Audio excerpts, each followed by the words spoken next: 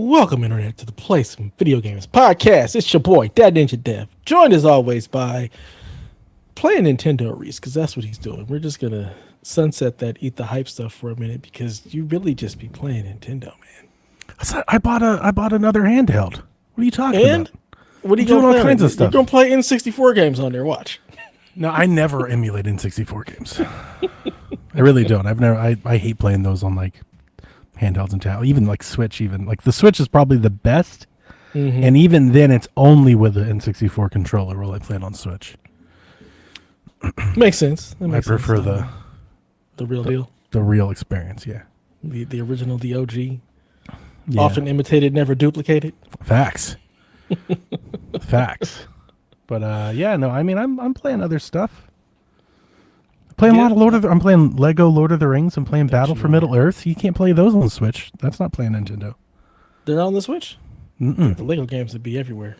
Not the Lord of the Rings one. That was at the time when the rights came up and they lost it, and remember all that, and it got sold and got sold again, and the rigmarole of other franchises. It seems like Embracer, who I think owns them now. It seems like they have a real willingness to loan out to license out the IP, right? They've done that with Gollum and Tales of the Shire and stuff. I would really hope that TT sees money in bringing that one forward. Like, that's just remaster that and bring it up. That'd be great. Or do that and The Hobbit. Like, the Lego Lord of the Rings is pretty great. Like, it's pretty. I'm having a blast. It's fantastic. That's good. Yeah. It's crazy that some random video game company owns the rights to Lord of the Rings. Like the video games, not the films. But still, Warner True. Brothers. Like, what are you doing? God, they do not deserve to be able to make games at this point. The way they be bastardizing things and it's a shame, yeah, because Embracer has the IP, but Warner owns the rights to Shadow. You know? And that awesome revenge tech or whatever the hell that system is. The Nemesis system, right? Nemesis, yeah. Just wallowing away, not being useful to anybody. So, like, even if Embracer wanted to release it, they probably couldn't. Even if WB wanted, they probably couldn't, right? They'd have to work together. And I don't know if that's going to happen. But, yeah, man, I'm playing those things. Playing a lot of that. Yeah. But Nintendo is what brought you back into, like, I feel like this fold of I'm playing all the things, I'm hype, I'm buying all the N64 games. Pokemon tomorrow.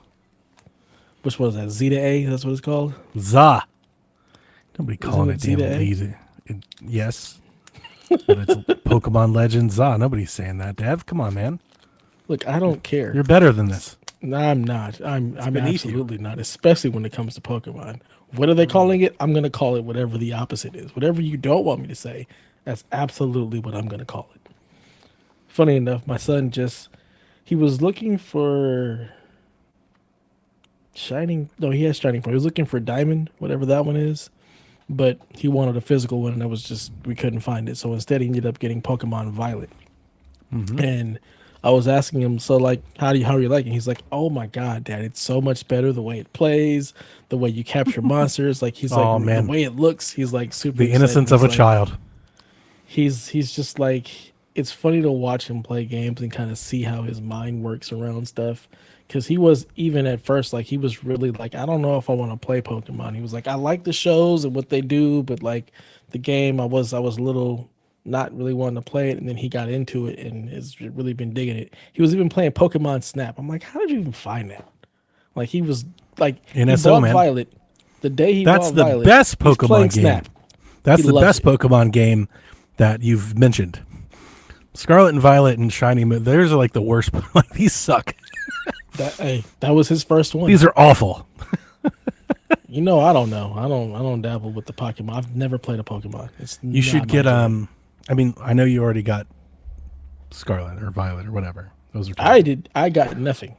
He bought that with his own money. Here's what you should get him. Here's what you should get him, or he should get. It's either Pokemon Legends Arceus.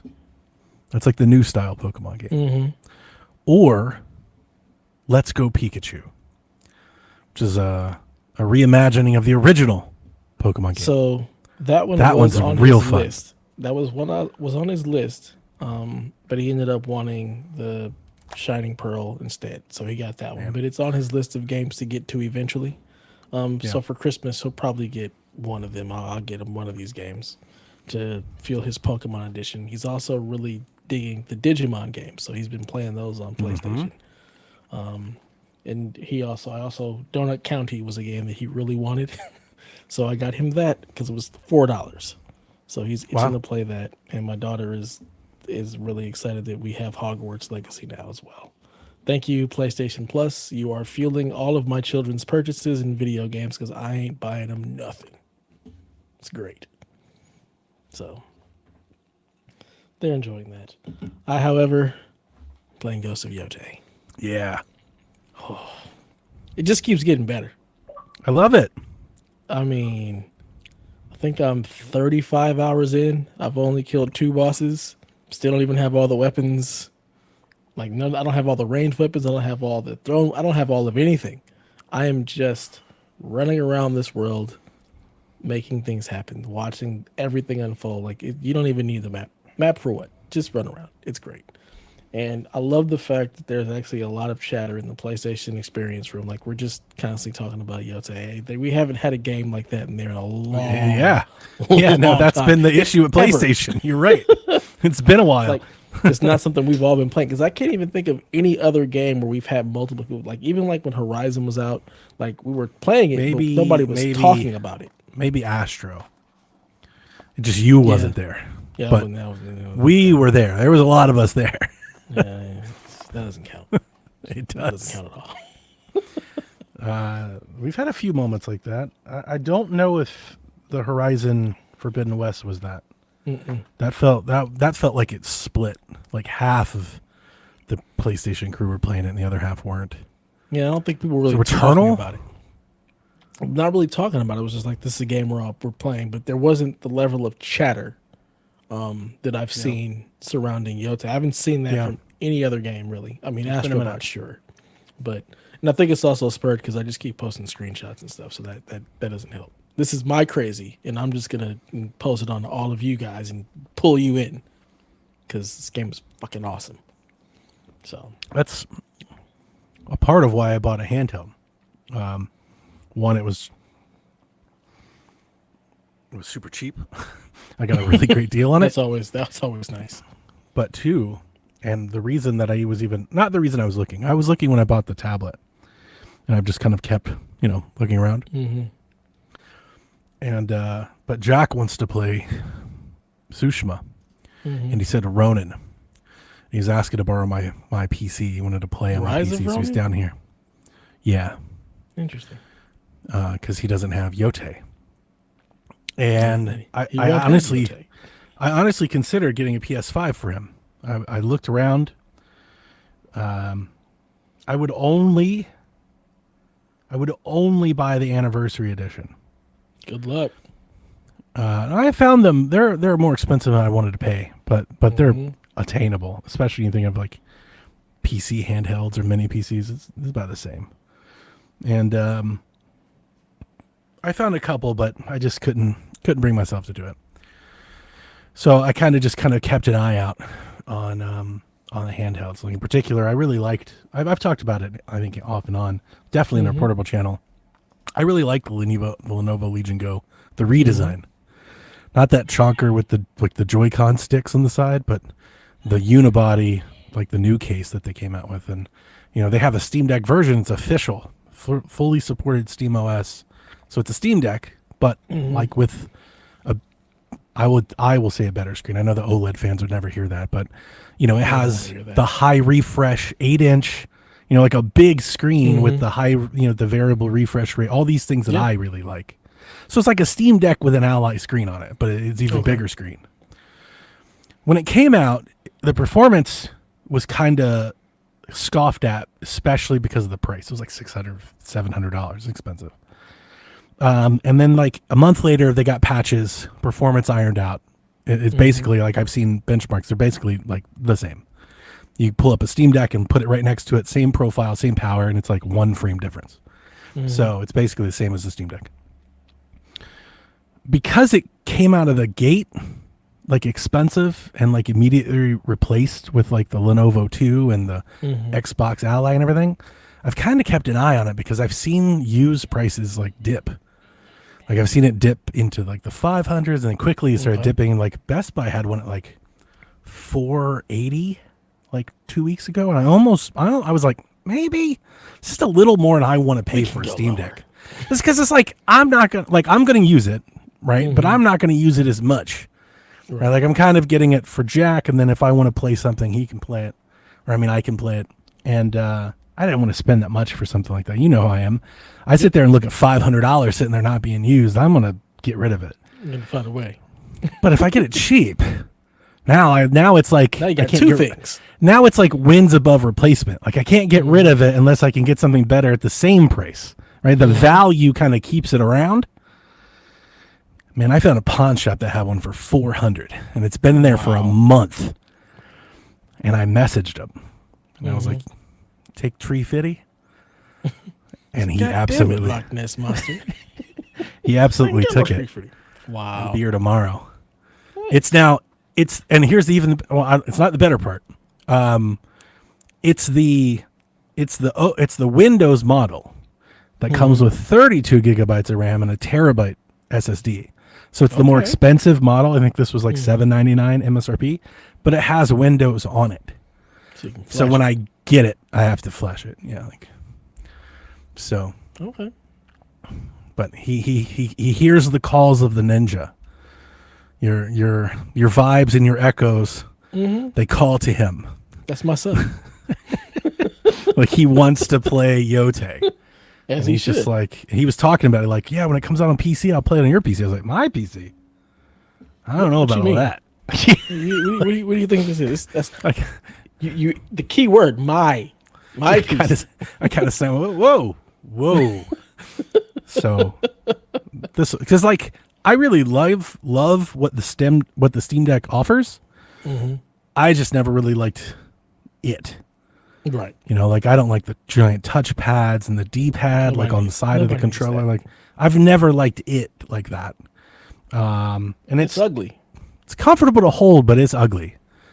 You know, it's like, it's just, I've always called it like obtuse. It's just like oblong. Yeah.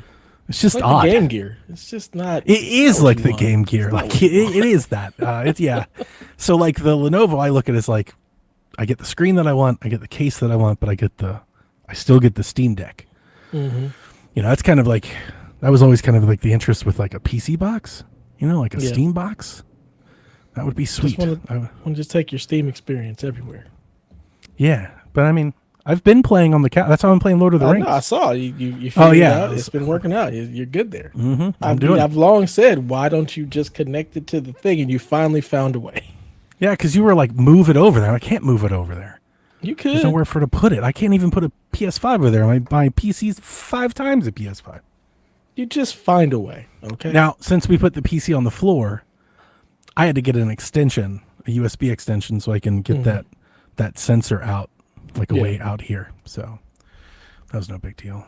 I mean, look, you know, we find a way. We're technically apt enough to just make things work. So it's a weird place, man. I feel weird. Like I just woke up from a nap. Like I fell asleep for about 40 minutes. You ever get like that? Just tired, man. Bro, I'm not a napper. I'm not even a napper. I don't like naps. Okay, yeah, I'm not a napper. But every now and again, life will kick my ass to the point where I need to take a nap. I ate, like my eyes were like dry and heavy, and I was like, I'm just gonna like kind of lean over, and my wife woke me up. She was like, "Hey, you podcast here in a few minutes." I was out. So I have been there I'm in like a weird headspace. Just crazy stuff going on, or just everything, just the world at large. I don't know, man. Like it's normal. No, it's like I am doing my best to just put my head in the sand to the rest of the world.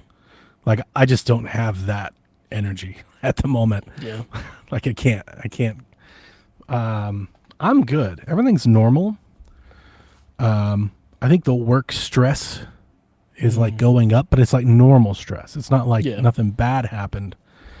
I do think I am not struggling, but I'm like, I'm acclimating to this new managerial role, and like I'm being like more actively engaged in that and in other people's projects. So I'm feeling like drain you. I'm feeling a little like stretched.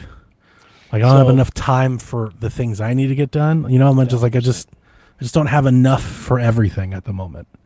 Yep. I can 1000% relate because that's exactly what my position is. Like the amount of just people management. It's just so much more draining in a completely different type of way. Just having to like deal with all the different people, all the different personalities, try to figure out how you support everybody. Like it just, I have been, since I've taken over this role, like I have been more tired than I've ever been. Yeah. Just because there's so much more. I'm not saying it's all that bad. In. It's just, yeah, I'm like, I think I just got to get, I don't know if you do get used to it, but I like, this is a little new for me. Yeah. Like it's either HR problems or actually work problems or like even my own command staff problems, like what they want to do, you know, like I'm just kind of, just a little overextended. Yep. I 1000% can relate with you. I've been doing this. It's almost 6 months now. And I still don't think I've quite adjusted to the amount of stuff I have to do because I'm also still doing my previous role. So that's correct. Also part of it. Yeah. And I don't have a supervisor to pawn that off on. I'm a little stressed because of like what's going on, like at a macro level and like what it could mean for the next couple of years. Like just a lot of big decisions are going to be happening here soon. Yeah. I'm fine. I'm not too worried about it, but it could just change the day to day a lot, you know? So Stingray says happy ball pit day. The hell does that mean? That's like a new game. They're all it's like the new viral sensation, the new indie hit. Never heard of ball pit. I'm not sure if it's like an innuendo or it's like funny to say balls or if people are legit excited about the game. I think it's probably a mix of both. But I've seen it on Blue Sky a lot. I too don't know what it is. I'm not looking. I've got too much to play. Yeah, I mean Yote is all I need, and I've pretty much just got. As I just play Lord of the Rings. That's all you need. You got rid of it. Yeah, so like I don't have it on my phone. I don't have Twitter or anything on my phone. So I only look at it when I'm like at my computer. At the desktop. Not even at home. Only at work. So ooh, it says Vampire Survivors, but Breakout. That sounds awesome. Does it? That's legit cool. Yeah. Who doesn't love a good Breakout game? Brick Breaker's been a part of gaming since the fucking beginning, man. I that's don't disagree. Old school shit. I've been there and I've done that. I think that's part of it. Like, but now it's Vampire Survivors. You haven't done that. I don't want to. That's a new way to break bricks. This sounds awful. You know what it doesn't sound like? Me shoving my sword in somebody's throat. In ball pit, brick break you. Oh no.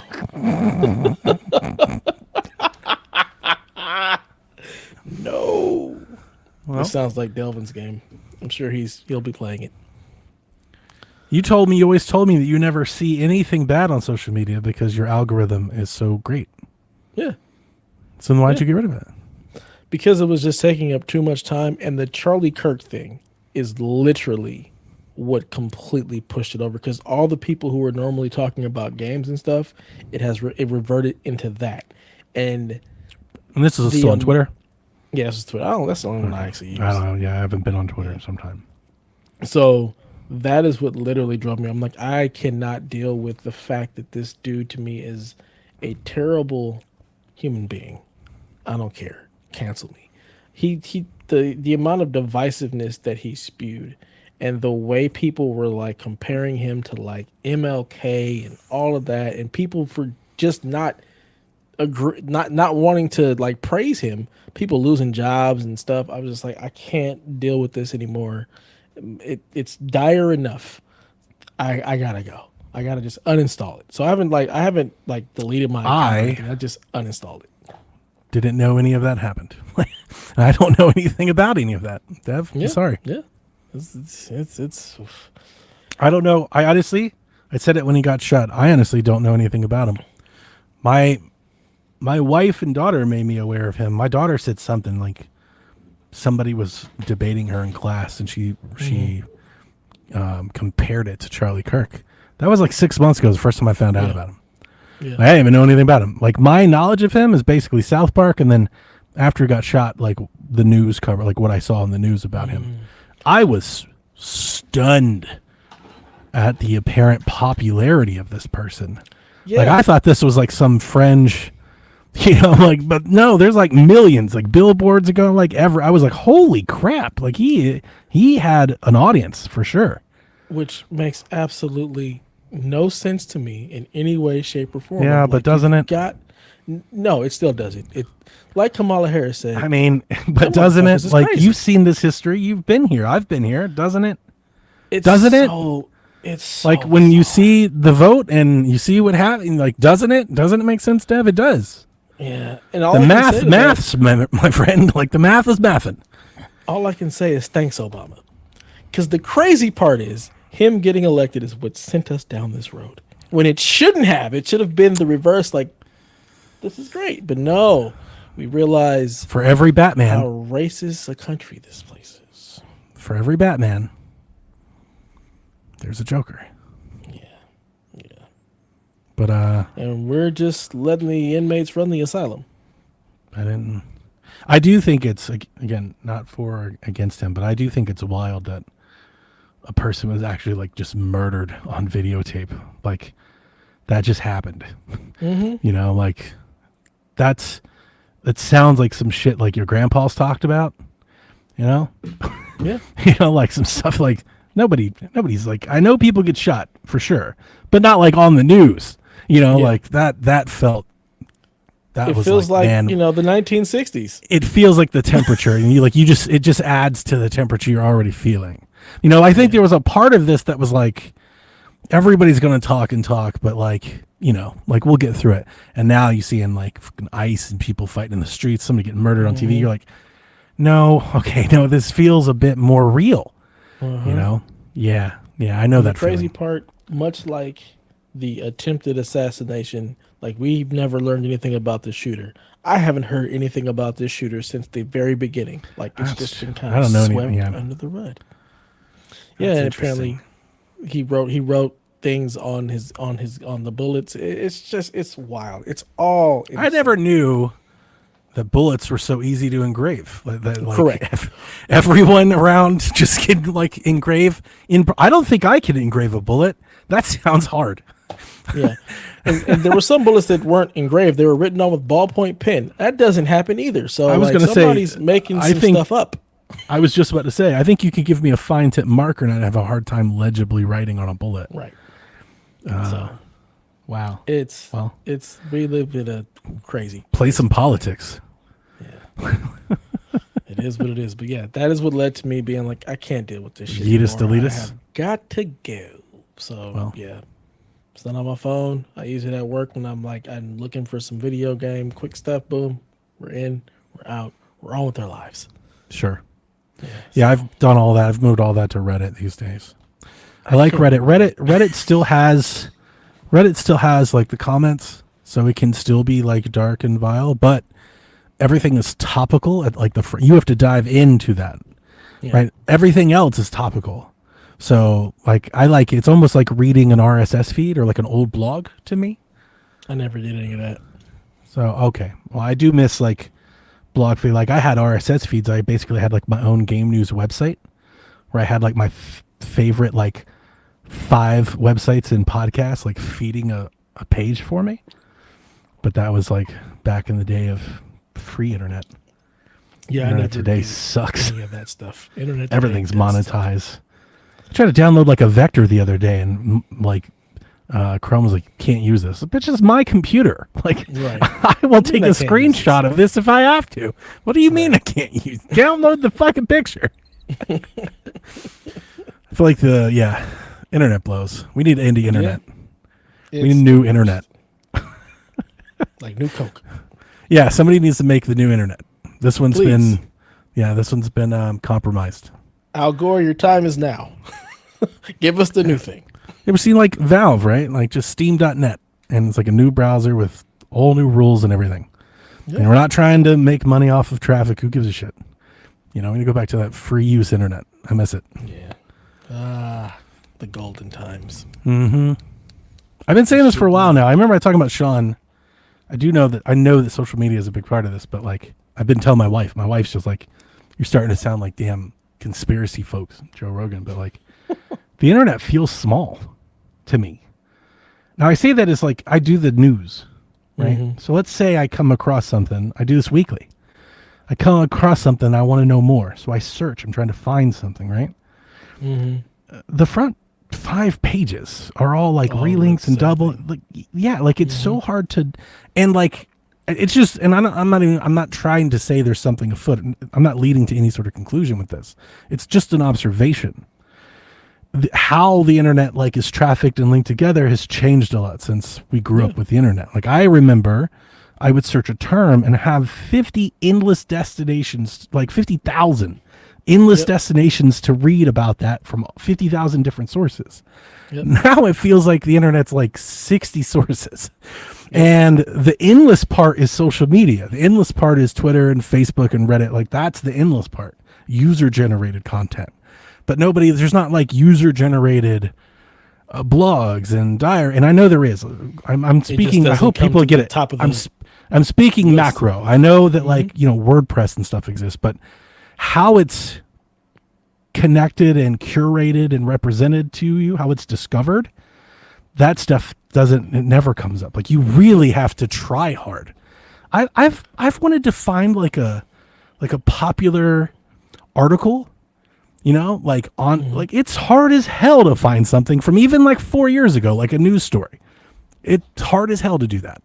Because you got to be paying for the SEO. Somebody's paying to make sure their stuff comes up in searches. Like it's all just monetized. So yeah, you get the same regurgitated things. Even if it's on the site, it's hard to get to if it's out of date, out of traffic kind of content. Because that's how these content delivery systems work. But like I've tried to look up like old sports articles. Like, what did like if I'm just feeling nostalgic and like maybe I want to read like the Cleveland Plain Dealer when the Cavs won. Dude, it's hard to find that article. Like it takes effort to dig to find that article on their website, on Google, on anything. Like honestly, there is an avenue for AI to facilitate. Like that would be a service that a better search engine AI could do. Like that might be helpful. But yeah, it's just this weird thing I've been kind of chewing on when I'm doing the notes and searching up code and finding things. Absolutely correct. I was talking to my wife about AI the other day, like how AI is really scraping stuff. And if the more AI we have, AI is just going to repeat itself. And you're going to get all of the AI just showing the exact same things because they're all just duplicating each other, which is kind of what the internet feels like. It could be, but I would hope the algorithm would take into account of that. You would hope so. It would start to omit itself or omit groups and others. You would hope so. I don't know. It doesn't matter. I didn't mean to go down that rabbit hole. Like I said, I just woke up. I'm in a weird spot. This is what we do. We don't talk about video games. This is just a podcast for me, Donnie, and Delvin to talk about whatever the hell's on our mind.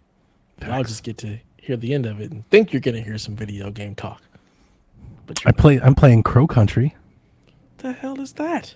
Crow Country is Resident Evil, the indie game, like the original, like PlayStation 1 Resident Evil, but it's from an indie game. So it's got like the blocky characters, and it's got like the terrible tank controls. No, the controls are fine, but like you gotta press to shoot with the laser and like use the stick to move up and down. It's got like the yeah. It's good. It's very good. I'm having fun with it.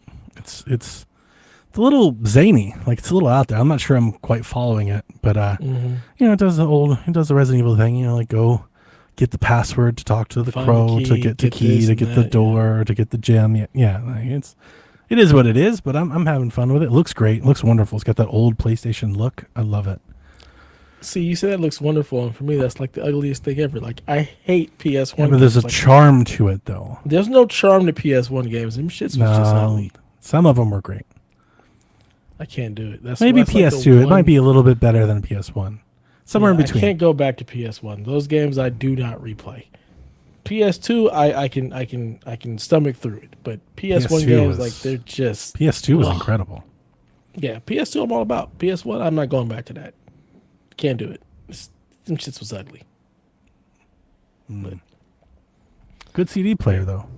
Yeah, absolutely good CD player. Other than Yote, I did kind of jump into Absalom for just like a hot second. Oh, Oh, it looks so good. It yeah. looks so good. It feels good. I'm like, oh, this is gonna be a I'm great eager. Yeah, but game to I need play some after time. Yote. Pokemon. Yeah. I'm excited for that one. But I've been excited for that one. I don't know what the rogue like elements are to that one, but I don't really Yeah. care because it's a beat 'em up and it looks like it's fun and it feels good. It plays good. Did I'm you like, see all there's right. a demo for Cosmic Invasion? I did. I don't need a demo of that. What do I need a demo for? I just want the Probably game. Just give me I'll give me the probably release date. I'll play that on the handheld. Yeah. Yeah. I'll give that a run. I'll buy that one on PlayStation. Absolutely, I bought Oh, I'm on gonna get it on PC. Switch, but the demo's not on Switch, so Yeah. My kids will play Cosmic Invasion with me, so I'll get that on PlayStation so we can play together. But Absalom, that's just for me. So that stays on the PC. We don't need to share Okay. that with anybody other than you and Jack and the rest of our Steam family. the chat is very Yote. That is correct, John 32. Ghost of Yote is so damn good. The infamous references that you keep screenshotting. Do you think they're nodding to something infamous next? I saw the studio head did at least he didn't say they're doing a remaster, but he mentioned like, yeah, we could Somebody if we should had do multiple that. projects, we could do a remaster, but we're a one project studio, which made me like I was probably definitely hopium, but I was like, so does that mean your next project is going to be the remaster you just brought up? I hope so. They said but also in that same interview, he was like, "Yeah, we're not sure what the next thing may be. It may be continuing the Ghost series or like the next Sly game or something like that." So I don't think Infamous. And there's a bunch of Easter eggs to all of their stuff. Okay, so it's just celebrating the So, studio. hmm I got so you. there's a Sly Cooper mask. There's another mural for some other fraud Dude, game. That not touching wants to do so Infamous much for stuff. Sly Cooper would be a Feels grand egregious. fall. Yeah, I- like that's that's just wrong. absolutely wild. Yeah. Every We should time I see revolt. something about Sly, I'm like, you got to be kidding me. You want to do that instead of Infamous? Like, bring it back? Are you crazy?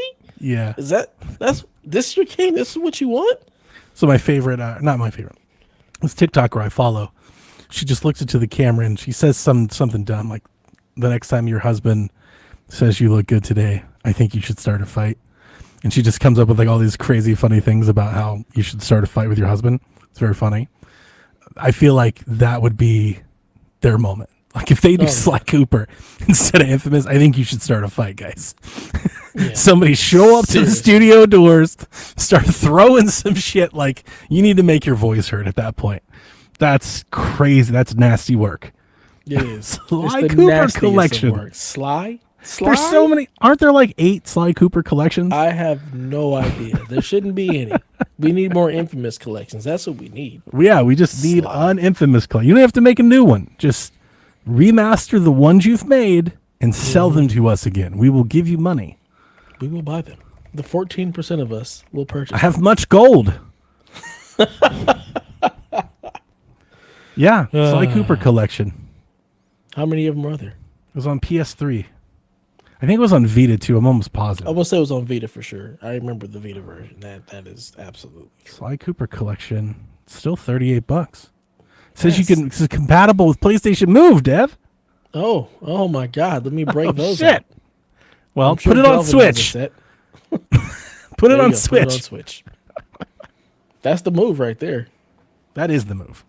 Yeah. But Infamous is the Infamous would get me in a PlayStation like that. Oh yeah.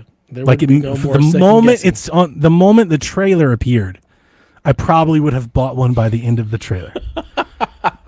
I would have just went immediately, searched exactly, and just purchased whatever the cost is that at that moment. It does not matter. Infamous is here, and Jack could be like, "Well, can I get Yote?" Oh yeah, I definitely. I don't feel bad, but like, there's like I don't feel like guilty or anything like that. It's not that deep. Nah. But when my son wants to play something we don't have, I do want to. I want to. It's a habit. Like I want to support. You know, like I'm so happy that he still, plays games and not just Fortnite. You know, that when he's like, man, I really wish I could play Yote. It's almost like, all right, how do I get a PlayStation this weekend? Like, can I rent one for a couple days? You know, like I wanna make that happen for him. So You're a better person than me because when Hudson be like, "I want to play this Pokemon game," I just glaze over and walk away. Oh damn. I don't want to. I want better for you, son. No, Like, I love no. supporting my kids' gaming addictions. My daughter was home from college this weekend, Mm-hmm. and I honestly I had sent Rebecca some like some secret snapshots of Victoria playing because I was playing the Switch. She's like, "Oh, is this the new Switch?" And I was like, "Yeah." She's like, "Can I play?"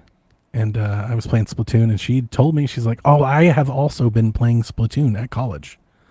Nice. Like, so what started was I just want to have a machine that I can play Stardew Valley on, the only game I've played for 8 years, has turned into, she's telling me, she's like, "Oh, I beat this game, and oh, I beat that game." Like, she's, like, it's happening. Nice. Like, she's legit chewing through games right now. And Nice. I'm so excited to have, like, these little combos, you know, because, like, that was our thing for so long. Yeah. And then when she stopped, like, we didn't really have a thing. Yeah. You know, so I'm trying to get my daughter into more games because she plays more stuff that is more up my alley. Me and her, we vibe that way. nice. Me and my son, we're very different when it comes to Yeah. gaming experiences that we And like. you're like, "Fuck off, kid." I'm like, I don't wanna But your play daughter, whatever she wants. that. Yeah, let's go. Whatever you want. You want to play Hogwarts? Cool. I'm with you because you're playing. He's like, on "I the got better you system. Hogwarts," but he wants Pokemon. You're like, You "Oh want well." Pokemon Go? What? Get out of here. Yeah. Play something else. Well, you Yeah, got to get so- Let's Go now. No, I won't be doing that. But yeah, I mean, I still get him his stuff. He wanted Donut County. I finally got that for him. He's been chomping at the bit. He's like, I just want to play Donut County. So he'll play that, and he's got his little Minecraft game that he enjoys. So yeah, I mean, I That's a indulge future him. Nintendo gamer. I just don't want to play with you. I don't want to play those games. Oh, bummer. Yeah, my son does. No. Oh, so the one thing that I have left with Jack are beat 'em ups. Yeah, I had the we do cutest that. thing. That's I had the family stuff. I had the cutest thing with him the other day. I said, "Hey, Cosmic Invasion just came out on Steam, the demo. I'm gonna download it and try it. Do you wanna come try it?" And he goes, "Can we both play?" And I said, "I only have the one controller to the PC." He goes, "I don't want to play it by myself." He's like, "I'm not just gonna play a beat 'em up by myself." He's like, "I'll just wait for it and then we'll play it together." That's so Like nice. to him, that's just what he does just with me. How do you only have one controller for the PC? I mean, They to all the work. but to the wireless adapter that I use, right? Ah. So like we Look, can't sit on the he's couch. young, he's got better eyes. Go sit back there and just look at the screen and play. Wire the controller up. That might give me an advantage. And At this point, no, I can't say that. I would love to say at this point he carries me, but that is not true. He sucked ass during Power Rangers. I was like, "Dude, get it together. What the fuck are you doing over here? You are killing us." Like there were times where he would die and I'd be like, "Just give me the controller." And I would like kind of control like two. oh Like just man, give me the Jack, controller. you don't deserve Yote if you can't play Power Rangers. Like, come on, you got to get Oh, he good, gave- son. He listened to the show last week and he gave me a whole dissertation on what all the points. I mean, like a report. He had counterpoints prepared. Sounds like He your came. He came with notes about everything we said about Gen Z last week, which is funny because half of what I said about Gen Z is what he told me. But apparently, the way I said it didn't. He was like, "And another thing." I was like, "Whoa." He came defending a generation. I was like, he's like, and oh, you only like games if the graphics are good. I was like, I like trash games. I am one of you. Like, son. Yeah, were you not? I'm paying not the attention? enemy. These aren't the droids you're looking for. What are you talking about, man? I'm playing Wii Sports. I'm playing Lego games. Right, I'm playing N64. Like, what are you talking about? Get out of here, man. kid. I wasn't playing N64 this week, but I was playing Tecmo Bowl on DS. There's a Tecmo Bowl on DS. Yeah. I was like the last. I think it was like the last good Tecmo Bowl, if you don't count Retro Bowl, which is like its own different thing. Yeah, So, yeah, man, that's what I was saying. But yeah, he was going that off. takes me back. He only listened to part of it. He really wasn't listening. I don't know. Yeah, He yeah, you heard know it, they are. but he wasn't listening. He can't fight. It's a Gen Z problem. Oh. He hates our basketball takes, all of them, and my Pokemon takes. But the basketball, he was so like the Rocket. He was like, y'all just doing the Rockets dirty. He was trying to sell me they're going to play out. Everyone's 6'7". That's their lineup. I was Did like, you but see none them of them fail passed last the year? Yeah. none of them passed the ball. It's still a team game, Jack. And he said they got Durant. I was like, so did the Suns. Yeah. Durant hasn't won a thing. He only won when he went to a team that was already winning, and every team that he's gone to since then has completely failed. So he loves the Rockets. I told him, I was like, hey, if you're right, we'll tell you. Like we'll say, well, but I think they got to earn it a little bit first. Yeah, I got no faith in them. I got no faith in Durant in winning anything because he has not proven to me You that are he a knows how Durant to hater. win or lead. Because I think he's a great basketball player, but he's not a leader. He's not the person that is going to get your team over the hump, which has been proven since he was with the Warriors. He was with Team USA.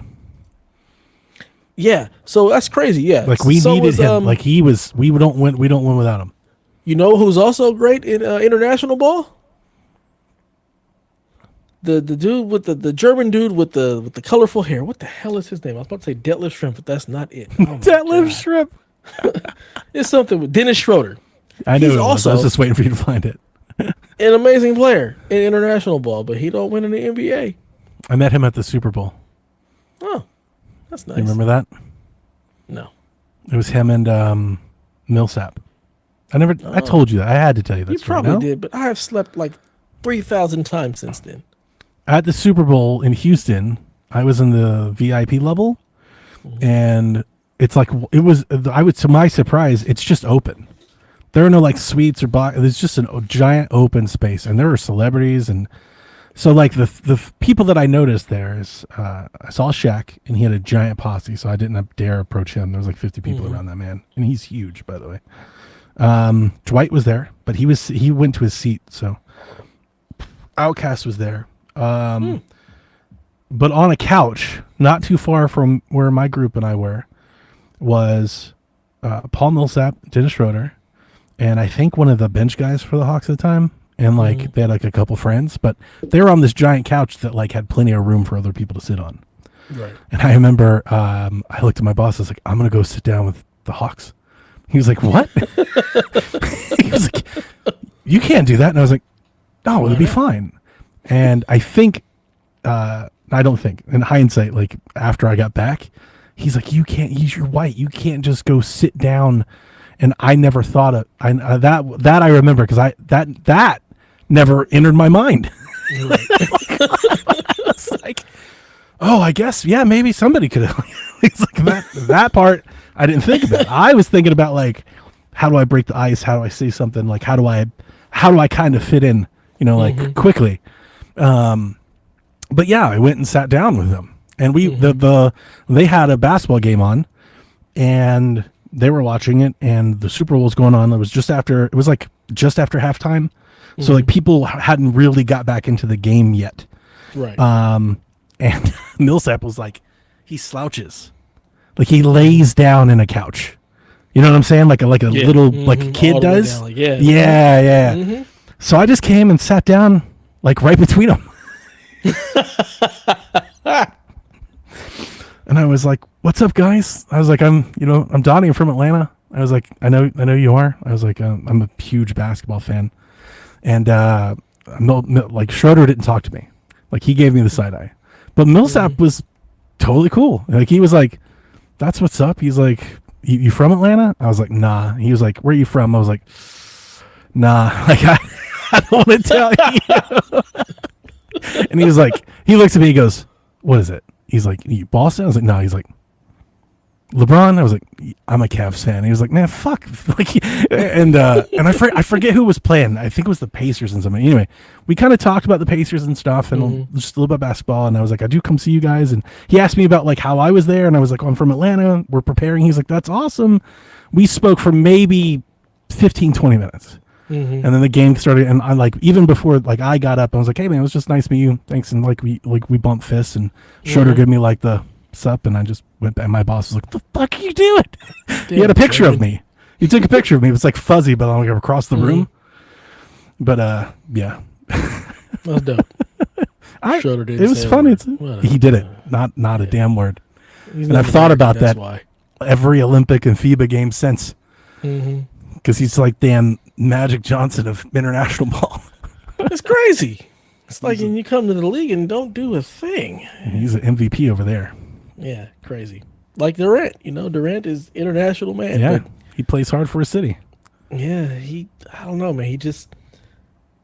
He's not the leader any of the teams need him to be. Like I need you to put the team on your back, get in people's ass, and when you're up by 20, find out how to go up by 30. But he just seems, he just seems like he's just happy to play. Talk a little shit here and there, but it's like he does. He loves to play. He does have that killer instinct. I've seen it. Yeah, but it's he not shuts like people down. Always. It's definitely not. He coasts because he can, because it's easy for him. And honestly, that's a credit to him. Is he can have the quietest looking 24, 9 and 5 you've ever seen. You're like, he's not even out there, and then you look at the box score and it's like, no, we got his. Like. He just kind of floats in the offense. Yeah. I think it's just he just makes a 20-foot jumper look too easy. Yeah, it's like a layup to him. Yeah, my thing with him is like I need you to like bend the game to your will. Yeah, I know you want to take over. You're looking for domination. I'm looking for that. And I think all fans are this way, but definitely you respect passion. You want people to wear that emotion. And he has never been that. He's like a quiet assassin. Dude's a ninja. Just goes out there, throws some stars and leave. You're like, was he here? And it's like, no, he murdered. You're like, what? He murdered, but the team still lost. Sometimes. Not always. He ain't won shit. His legacy would be way different if that Thunder team beat the Heat. Possibly. Or he would have just been satisfied with that and it would have been good and he wouldn't have been anything else. But he's a great player. He is. We needed him. He's an amazing player. I just need somebody to get on the team that lights a fire under his ass and makes him want to do more. Like, drives me nuts. And I think that's just the NBA in general right now. I need more killers. I need more people who just seeing want them to shake hands and be buddies. Yeah, nah, man. They're the enemy. I'm not your friend. We can kind of be friends in the offseason. The difference now is that it's all about. It's just business now. Yes, I'm not a fan. Drives me nuts. Yeah, take me back to where Kobe wanted to shit on. I told you for real. For a while now, I've been just rewatching old sports games. I don't do it often, but like every so often, like when I need that, like when I want that, I'll like turn on like a 1998 playoff game. See, back when cable was the thing, and I really feel like we should just go back to that. There was a channel called the ESPN Classics channel. Yeah, that. Fuck, I loved that channel. I'm doing that. Like I'm doing that on YouTube these days in lieu of like watching live sports. See, I'm not doing it on YouTube. I want to sit at my couch and do YouTube's got endless amounts of stuff, playlists, people who make it for you. But I don't. What do you mean you can't sit on the couch and watch YouTube? You got the Google TV. Watch YouTube. I want to watch I want cable TV back. That's what I want. I want it to be simple. I want to just go to the channel. I want regular commercials. There are like 3 or 4 free streaming services that have like the TV guide that looks like that. I have one. I have one that's not free though. Just all the channels suck. And all that is embedded YouTube. Like that's all that is. So yeah, I still have DirecTV Stream, and that's what I've been using to watch TV. I'm like, I just want to go back to a simpler time where I hit the guide, find something, and we just watch, and we get the regular commercials. The problem is it's always the same, like 3 commercials. I even like watching the old commercials. I do too. Commercials were better. We're just old, dude. Yeah. We're so young, but not really. Not really. For this space, I don't feel like. Not at all. You know something funny? A funny anecdote about that Super Bowl visit? I was at the bar drinking with a guy.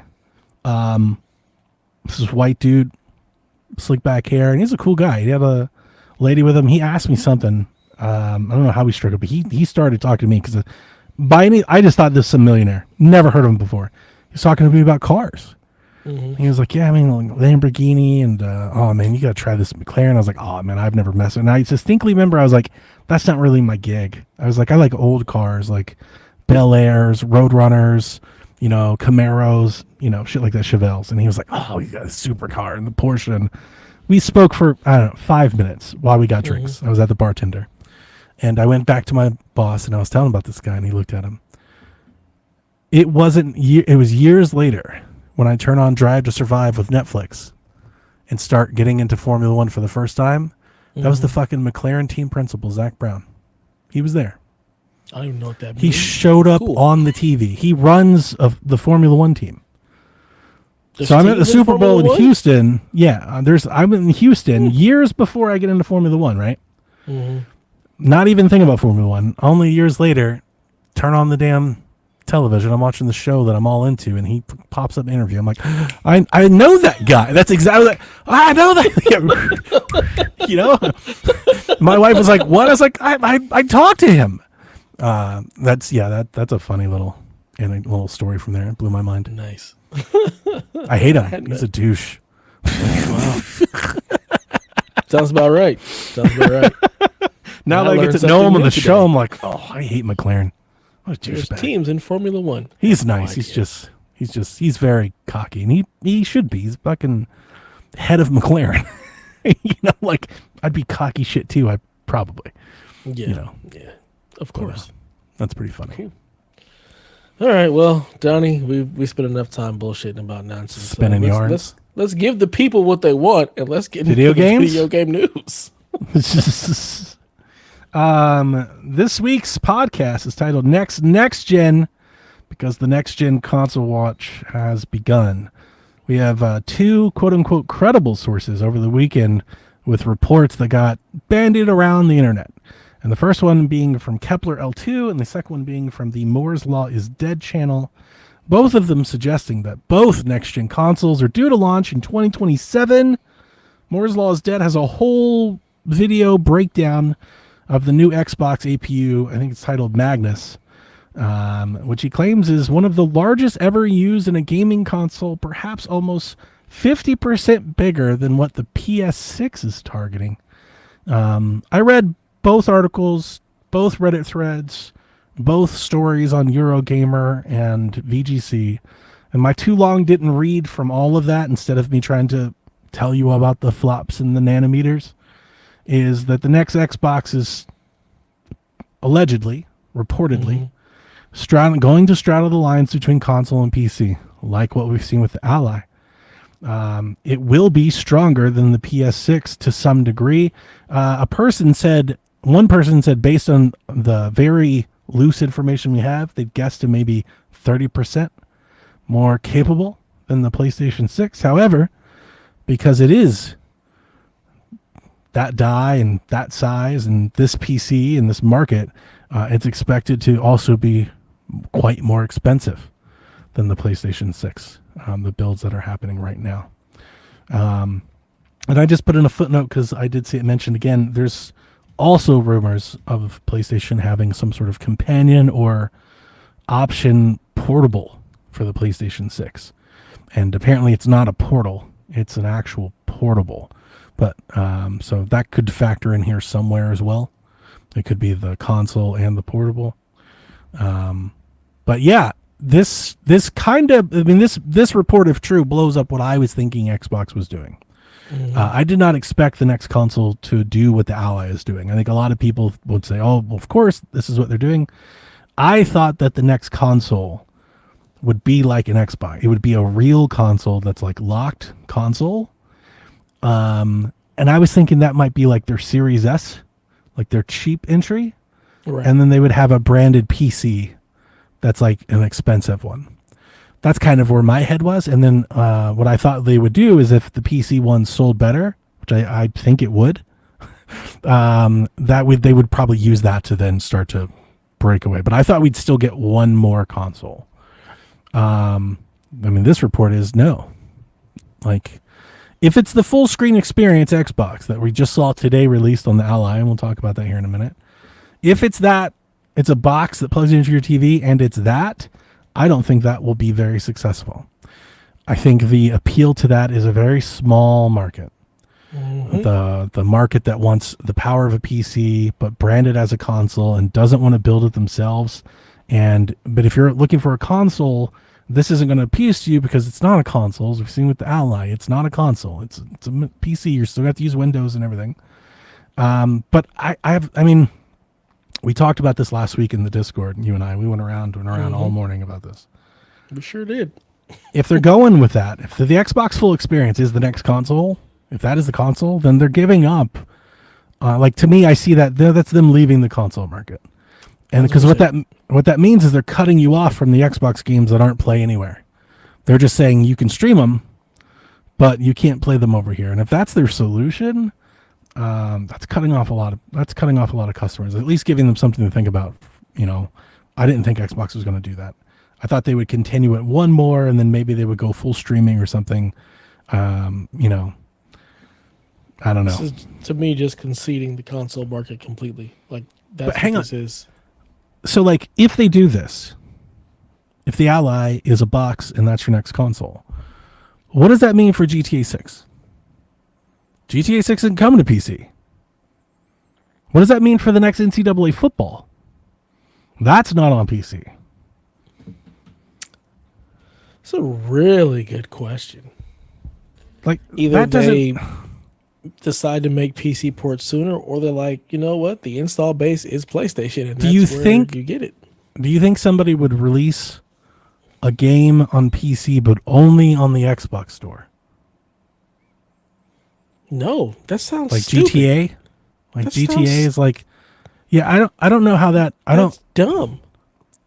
see, Why would you release a game on the smallest store when you I don't really know. Like, when you that's- think about it?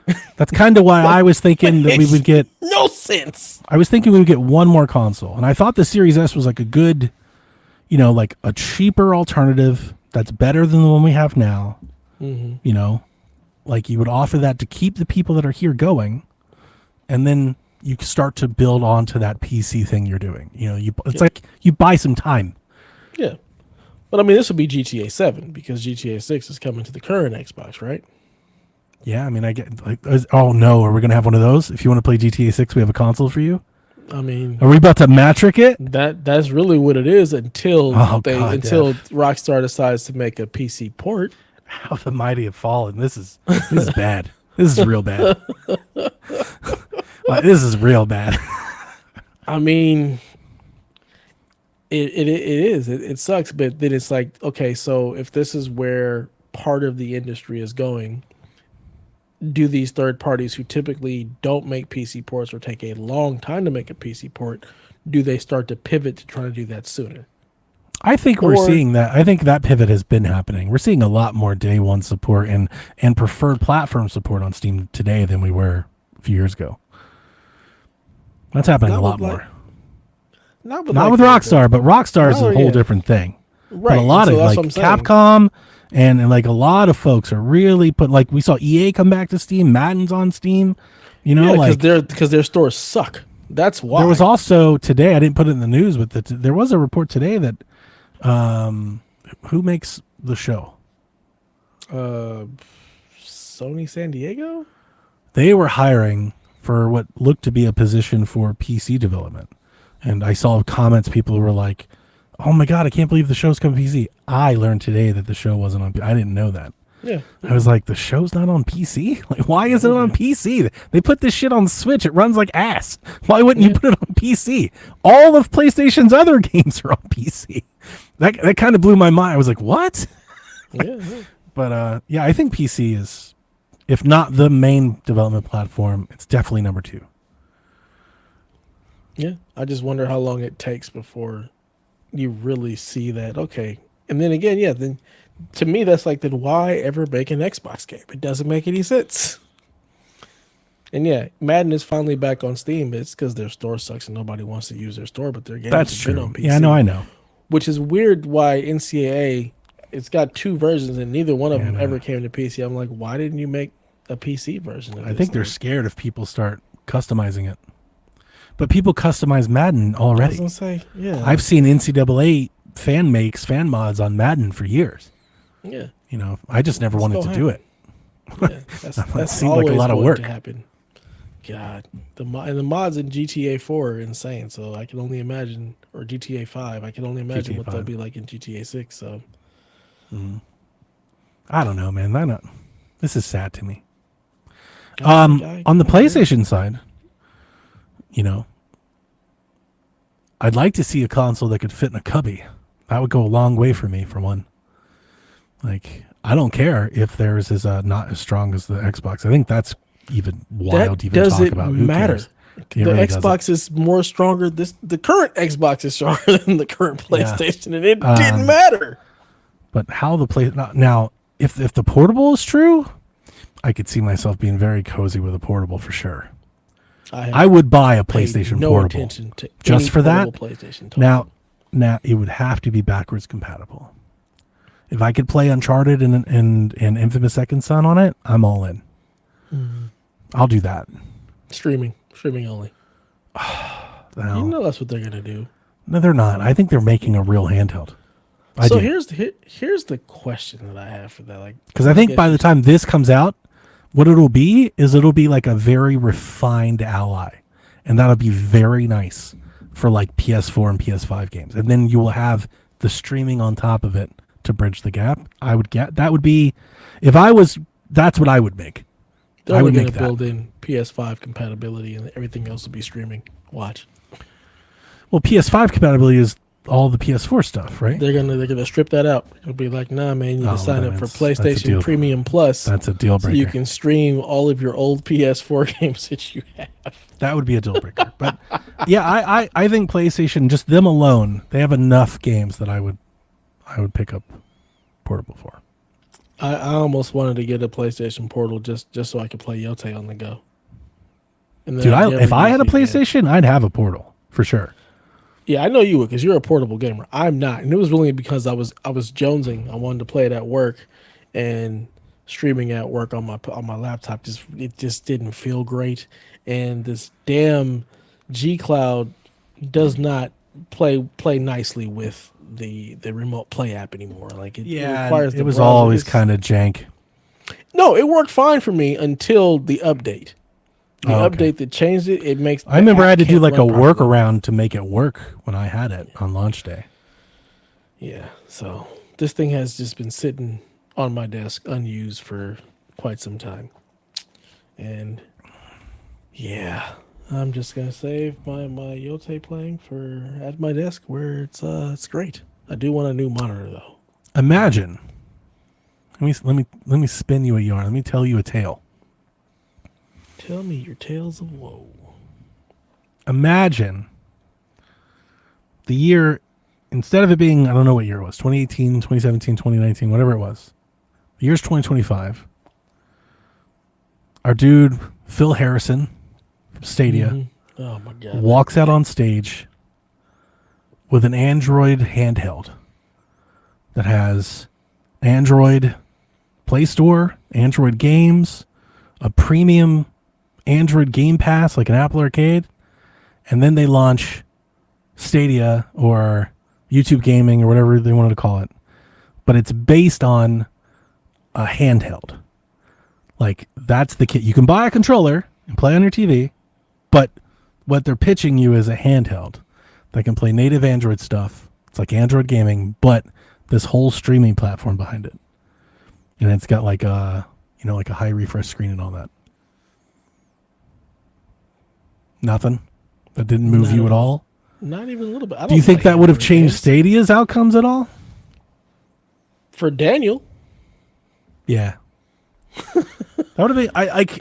well, I mean... Is Android gaming big? Like, this is a segment of things that I don't pay any attention to. I'm thinking of, like, we have... No, Android gaming is not big. But I'm thinking of, like... We have a bunch of these, like, Ambernick and Ian Android gaming panda, like, in all various shapes or forms. Like, there's Game Boys, there's Vitas, there's Vita Pros, there's tablet. Like, there's a million different iterations of this. I've always wondered myself, because they're all Android based, and I'm like, man, what if right now, with the craze that handhelds are, what if you launched the streaming service, but you centered it around having a handheld? And now, Stadia would never work, I think, on its business model. We talked about it forever. It should have always been Game Pass. But, like, if I could do it, if I could pitch it, like, I feel like you could sell that today. Like, honestly, scrap the Stadia thing.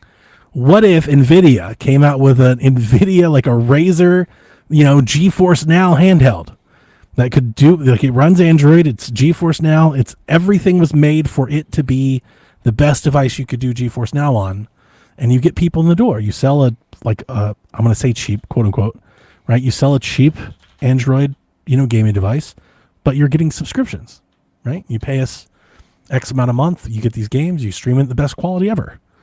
Full blown ray tracing. Like I think Nvidia could pitch that. They could do that. There's something there. You could sell some devices that way. Yeah, I mean, they did half that with the Shield. Just now turned into a handheld. Yeah, it's like everyone has kind of danced around that in a way, between the Portal and the G Cloud and that. And I'm not sure if you remember there was the Razer phone tablet that came out that was like made for gaming a couple years ago. The Razer Edge. That was its whole thing, and streaming on it was pretty great. But the weird rate, the pixel resolution, everything was weird. But yeah, like if you center all of those ideas into one thing, I think you have something. Like, I'd listen to that pitch if somebody made that. I think Daniel and I talked about, like, why Apple doesn't have an iPad gaming makes no fucking sense. Like, they should just make a little iPad, put some controllers on it, like a portable, and call it a fucking day. They'd sell like gangbusters. Yeah, it's outside of my care or wheelhouse. It's so not for me at all. I don't pay any attention to any of that handheld stuff. It's just not my thing. I am not a handheld gamer. Sure. In any way, shape, or form. Apple gaming is pretty big.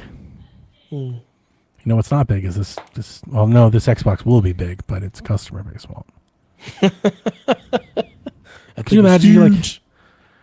Now, maybe when this releases, maybe GTA will be out on PC or announced for PC by then. Because their pitch could be, yeah, you're not going to play GTA Day 1, but you're going to play GTA the best. It's true. Like, that is a good selling point. Like, you've played GTA 6, but now play it in the best possible way. Only on the Xbox Ally or whatever. Yeah. Whatever the new Xbox they is. love that strong case. They've done that a lot. Yeah. Yeah, the question is, like, is it going to matter? Is everybody who wanted to play GTA 6 already I'm assuming played the PlayStation's $500 or $600. Does that mean the Xbox PC box is $1,000? I mean, I was thinking more like $600-$700 for the PlayStation 6. When you think about the Pro right now, how much is the Pro? It's like $650. Yeah, but that's the Pro. The Pro's not going to sell as much as the base unit. Right. I'm just talking about the price of the Pro right now. Do we ever see that getting a price drop? And if that price doesn't drop, how does the PlayStation 6 come in cheaper than that thing? I would say they'd launch into it. You'd launch the PlayStation 5 at $599, and then you'd bring the Pro in at $699 down the road. No, I'm talking about the current like the current prices of the systems that have not gone down and just keep going up. So by the time we have the PS6, are the prices you're just going saying to come just down? Inflation is just going up. Yeah, so that's why I'm like, I feel like the PS6 is going to be like $700, and that's going to push whatever the Xbox is to like $1,000. Sure, I mean that makes sense. I don't know. I mean, I know PlayStation. They're gonna push. They make great hardware. If I were PlayStation, I would be trying to reduce costs without chasing like pure rasterization. And I think this is like what Mark Cerny's been doing.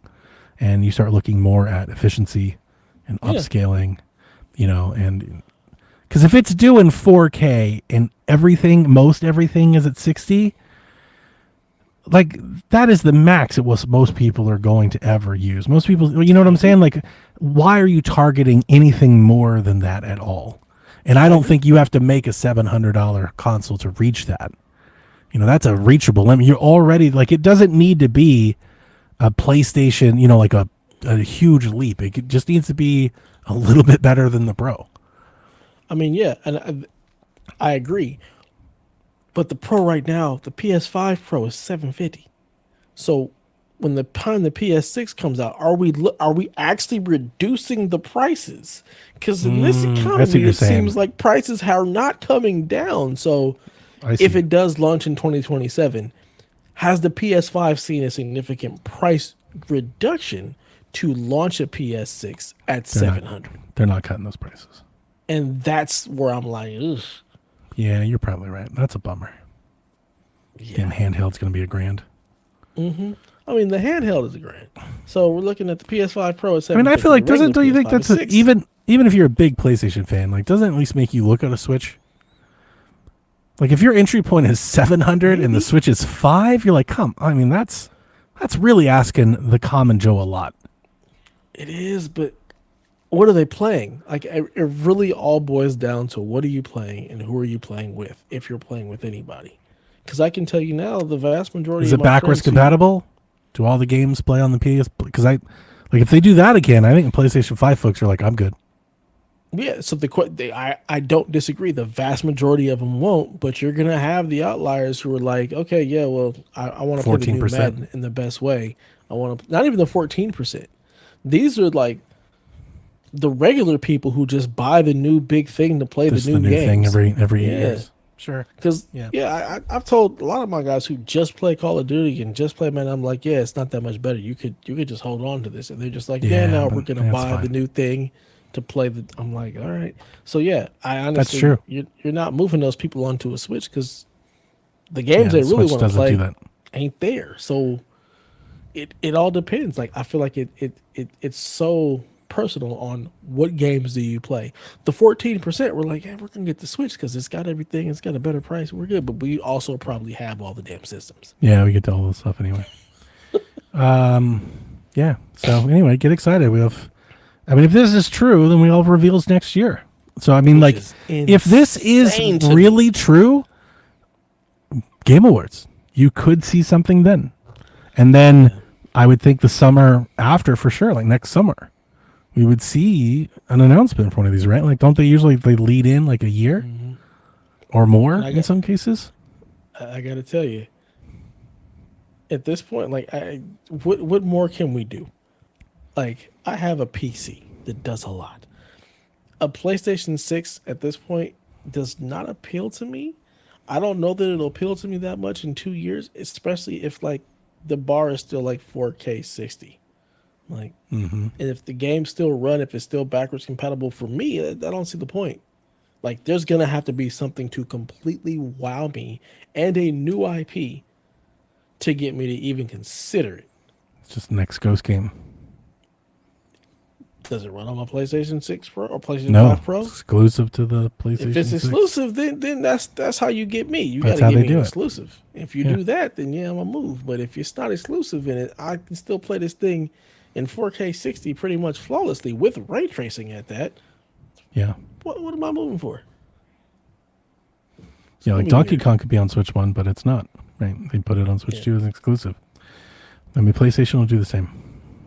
Look, that's how you get me. You give me an exclusive Ghost. Yeah, You're on the you way. speaking my language. That's when I'll pick up an Anniversary. It'll still be 750.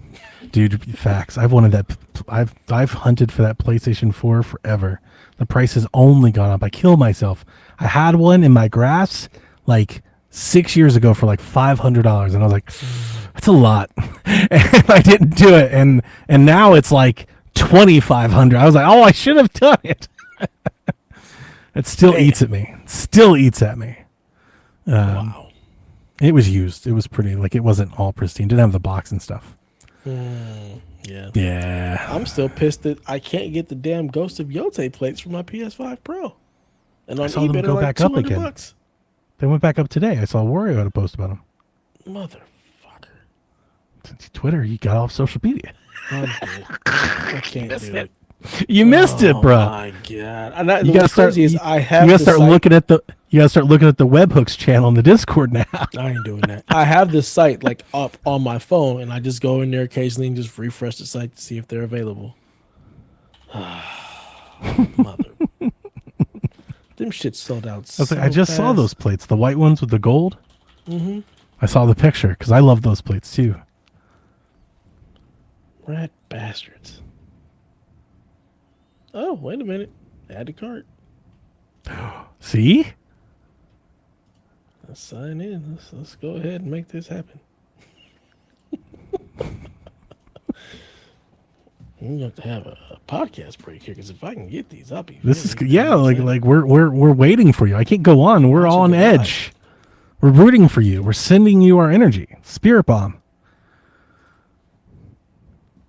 Get Come those on. plates. Get those plates. on. Get those plates. Come on. Let's go. Prolonged eye contact.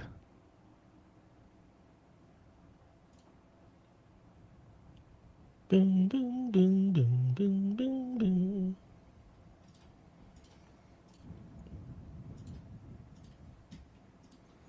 Damn, it takes a lot to check out the PlayStation Store. You've Yeah, clicked it like does. 80 things. Plus, it's also all the honey things, all the different stuff. Oh, Just yeah, yeah. so annoying. Got to get that 8 cents. I do the Oh, same thing.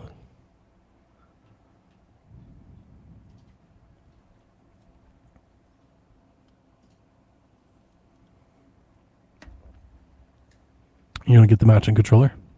no, No? I only play with the DualSense Edge. Then your console's not going to match your controller. I don't care.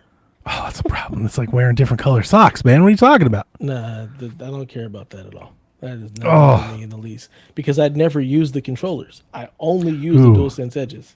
I can fill some time here. You know what I got excited about? Hmm.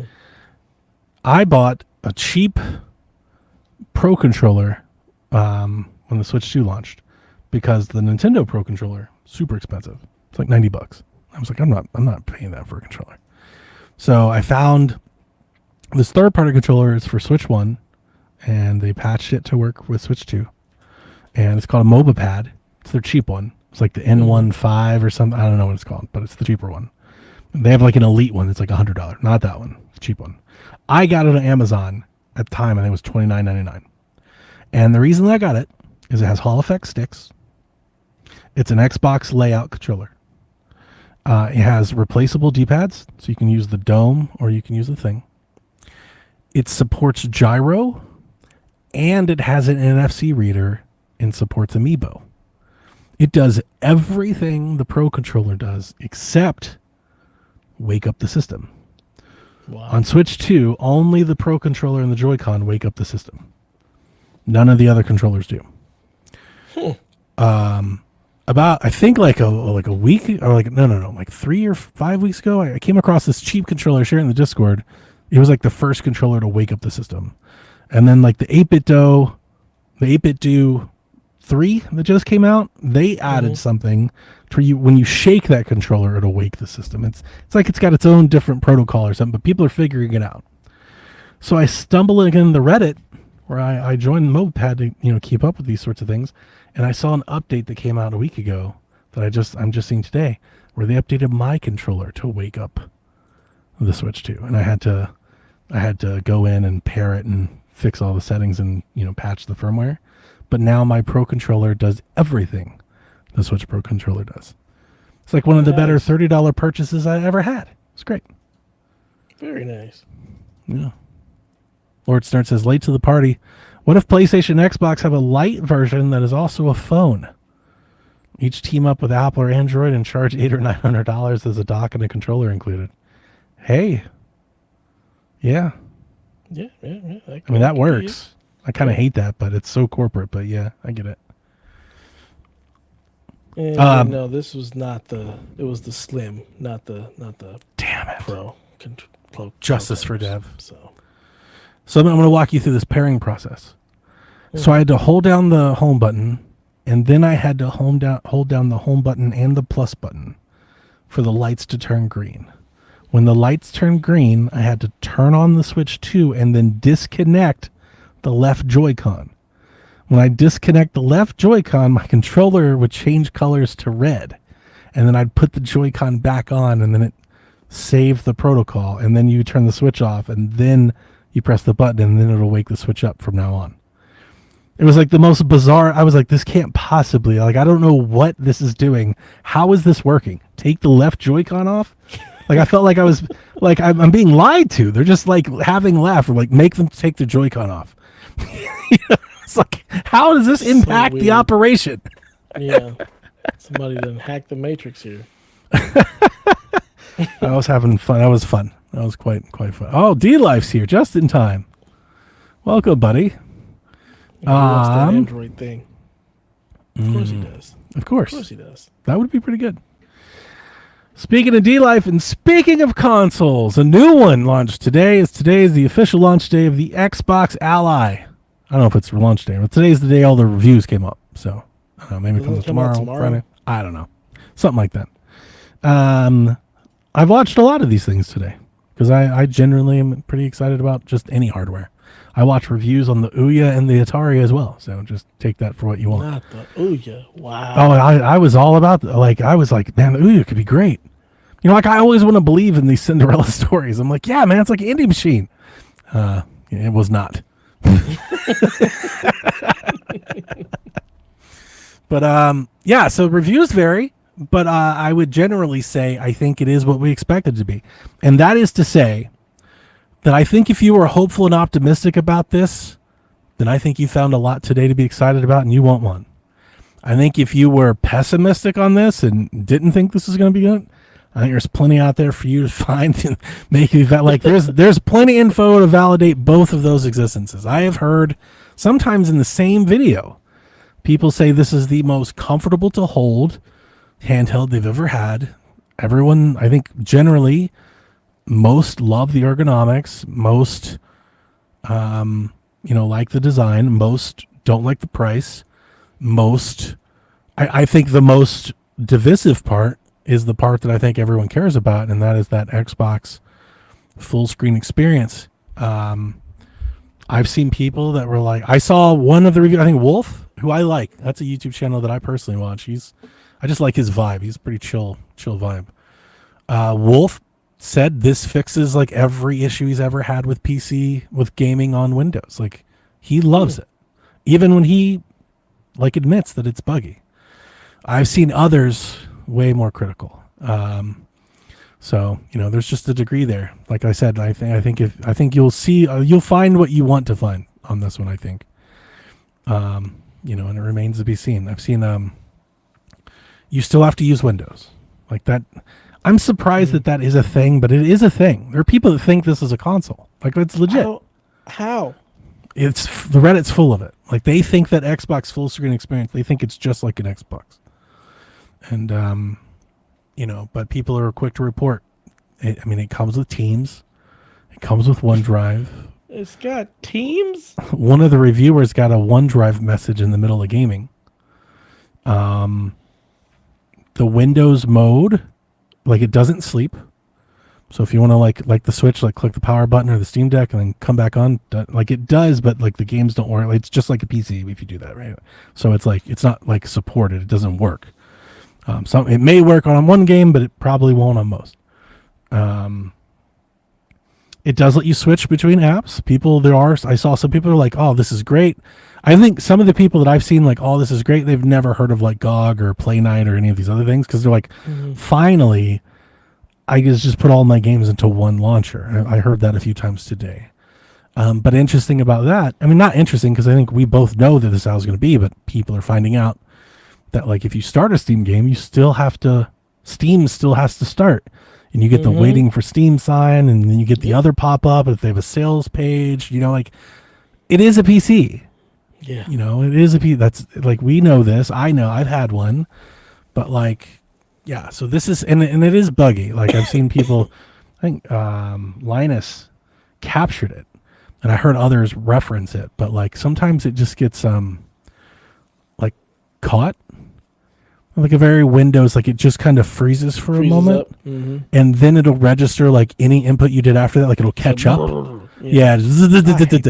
So it does that, so it's, it's not refined. It's Windows. It's a computer that they've built around the Xbox app. I really wish if this was the way they were going, that Xbox app would look different by now. The Xbox app is not like a console.